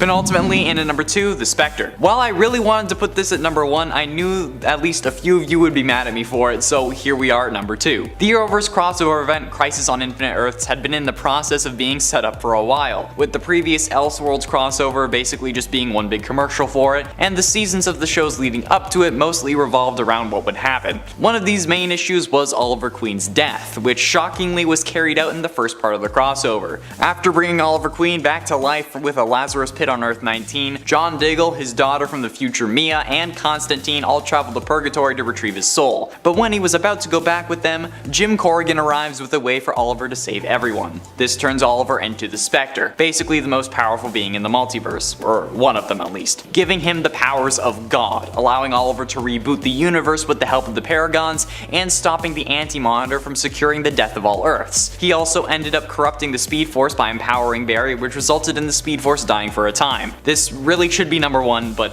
whatever. Finally, in at number 1, Brightest Day. After Hal Jordan absorbed the entity of life, he spread its power over multiple superheroes, some of who were Black Lanterns at the time. This included the Green Arrow, which fully resurrected him. And a white power ring is certainly the most powerful ring of them all. One ring to rule them all. Being able to generate and use any color from the spectrum, since white light is all the other colors combined. This allows White Lanterns to in essence have near godlike abilities with all the colors. White energy blasts, force field generation, energy constructs, energy twins, ring duplication, mind alteration, wormhole generation, time travel, invisibility, resurrection, you name it and the White Lanterns can do it. The full extent of the white power ring is unknown, so honestly, this is the only thing I saw fit to beat the Spectre if anything. I mean, the white power ring may not be able to reboot the universe, but hey, we don't know if it could. It can resurrect people, so why not resurrect planets, right? I mean, probably. Hopefully that's not too big of a leap in logic. Number 10. Venom. Venom would technically make its first appearance in issue 252 of volume 1 of the Amazing Spider-Man series, but it wouldn't be until almost 50 issues later in issue 299 that the suit would develop a mind of its own, or well, bind its own mind with that of Eddie Brock's mind, and be introduced to us again as Venom. Once Eddie had got his hands on the suit, he began to plot sweet revenge on Peter Parker. But during his first appearance, Peter, who was also rocking a black and white suit at the time, albeit not the symbiotic one, I know, confusing, was not at home, so instead, Venom ran into MJ in her and Peter's apartment, scaring her senseless. Eddie would go on to terrorize Peter, but the two would at times reluctantly team up to take on even bigger bads, as despite being kind of a bad guy, Eddie had sort of a moral code. He definitely didn't like to kill innocent civilians and tried to avoid that when possible, though also he sometimes did that. The two teamed up to take on villains like Carnage, and eventually Eddie would become a hero in his own right. He's probably got one of the best story arcs in comics because of his gradual transformation since introduction as Venom in '88 from complete villain to, well, complete anti-hero. Maybe even like full-on hero now. I don't know. What do you guys think? Is Venom a full hero yet? Can we go there? Number 9. Helena Wayne as Huntress. Before Helena Bertinelli was Huntress, we had Helena Wayne. Helena Wayne was the daughter of Bruce Wayne and Selina Kyle, Batman and Catwoman respectively. Although she didn't come from a crime family, she was still heavily trained by her parents, and eventually took up the mantle Huntress as a vigilante. Like the main continuity Huntress, she was also known for being more violent than was considered acceptable. After her mother's death, she moved out and blaming the criminal Silky Cernak for her mother's death, as he had blackmailed Selina into returning to a life of crime as Catwoman, Helena Wayne set out for revenge. Catwoman died when she returned to her life of crime. No. Mom, why? Number 8. John Constantine. Constantine made his first appearance in Swamp Thing Volume 2, Issue 37. He is known as an occult detective from England who likes to do things his own way. He's somewhat violent and reckless, with somewhat of a disregard for the smaller things. To John, sometimes you have to break a few eggs or sacrifice a few souls to make an omelet. And as long as it's for the greater good, he's sometimes fine with that. In his own series Hellblazer, which started in 1988 and ran for over 300 issues, the original tone of the series was quite dark, because the series also came out as part of DC's Vertigo line, which was known for being one of the darkest imprints that DC ever had. Of course, sadly, Vertigo is no more, but in its place we now have the stunning DC Black Label, so I guess it's fine. Just kidding. DC Black Label's really awesome. But still, can't we have both? Can't we have both DC? Number 7. V. V comes to us from Alan Moore and David Lloyd's series V for Vendetta. He's a mysterious character who is also known as Patient Number 5, who's said to be one of the many victims of abuse in a resettlement camp run by the fascist and villainous Norse Fire-ruled government. It is believed that V was a test subject at the camp who escaped. He then adopted the mantle V and began to work on building an anarchistic uprising to topple the oppressive regime. His methods were meant to appear morally ambiguous so that readers could decide how to see him, as a hero or as a madman. V made his first appearance in the series Warrior in issue number 1. Also, if you haven't checked out that little story that he's in Warrior, V for Vendetta, it's really great. Just saying.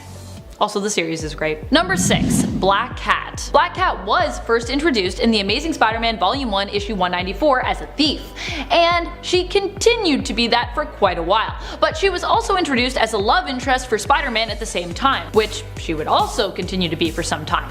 Distracting Spidey with a kiss, she was able to get away with the goods she needed and succeeded in breaking her dad out of jail as a result, though we wouldn't learn her dad's connection to her until the next issue. Being a mysterious figure with self-serving motives has always left her painted as an anti-hero, even when she has heroic intentions at heart. Although Felicia Hardy has played both sides before as well, being a full-on hero and a full-on criminal at times. Number 5. Punisher.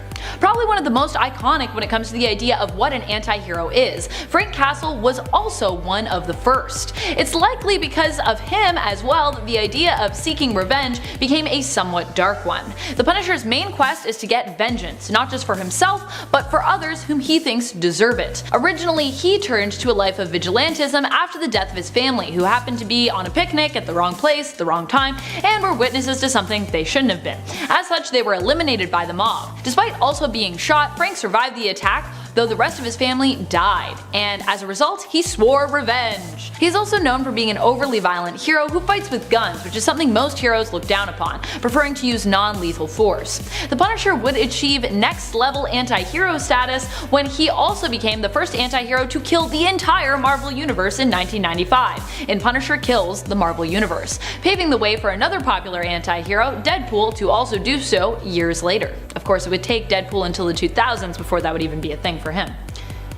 The 2010s, as it were, actually. Number 4. Wolverine. Logan, being considered a little more rough around the edges and animalistic, is what quickly granted him an anti-hero status. As far as superheroes go, he was different. He made his first full appearance in The Incredible Hulk Volume 1 issue 181. Since the beginning, his violent nature and broodiness has made him both well-loved by fans, but sometimes disliked by other heroes. He also has less hang-ups when it comes to killing people, even suggesting at times that it's the best course of action when dealing with villains, and having a pretty big thing for mercy killing when it comes to other heroes. This has also made Logan one of the biggest anti-heroes in the X-Men world. He just kills tons of people. People will be like, I think I'm gonna die, and he's like, I got you, don't worry. I'll make it quick. Number 3. Magneto. Magneto has been known as the foil to X-Men's Professor Xavier for years. Xavier was also the leader of the X-Men, while Magneto was the leader of the first Brotherhood of Evil Mutants, who were often the X-Men's enemies. Still, Magneto does what he does often to make the life of mutants better, albeit through punishing humanity, which, you know, not so great. And while he has spent a lot of time being a villain, over the years he has definitely shifted more to anti-hero, especially in the new Dawn of X Mutant relaunch, where he often works alongside Charles. Although Charles is always like, calm down, man. And he's like, no! I will slightly overreact, because I'm Magneto, and that's what I do. Number 2. Catwoman. Catwoman has always operated more on the edge of what's right and wrong since her introduction, which is part of the huge appeal when it comes to her, and has been part of a huge problem in regards to her on and off again relationship with Batman. Though Batman wasn't really a saint either when it came to his early days, but anyways. When Catwoman first appeared in Batman Volume 1 issue number 1, it was as a jewel thief, and Batman at the time was engaged to a woman named Julie. Still, he was tempted to join her and become her king of crime, but when he refused her, she managed to escape his clutches, sneaking away. Batman really hoped that he'd run into her again, despite her criminal tendencies, and despite the fact that he was engaged, and his wish would eventually be granted. Catwoman Bruin would even team up with Batman and join him in his acts of heroism, though originally it would often be for her own motives alone. But she became more of a hero as time went on. Number 1. Namor. Namor is an interesting one. When he first debuted in Motion Picture Funnies Weekly, it was as a young prince attacking land dwellers, seeking revenge for his people. He would then go on to join the fight in World War II, fighting against Nazis with heroes such as Captain America. Later, he would forget who he was and only regain his memories when he was accidentally knocked into the ocean in the original Fantastic Four series by Johnny Storm. He would then rediscover who he was and that the kingdom that had been his underwater home had been destroyed by the Humans' War's nuclear bomb tests, and as a result would attack the land, becoming a villain. Again. Since then, he has done a variety of good and not always so good things, but what remains constant is that Namor's methods have pretty much always been questionable. His return to being good, but in his own way, and still while thinking very highly of himself, made him an anti-hero. And while he is very passionate about protecting his people, there is no doubt that this means he would also do anything to safeguard Atlantis, regardless of how morally ambiguous or severe it might be.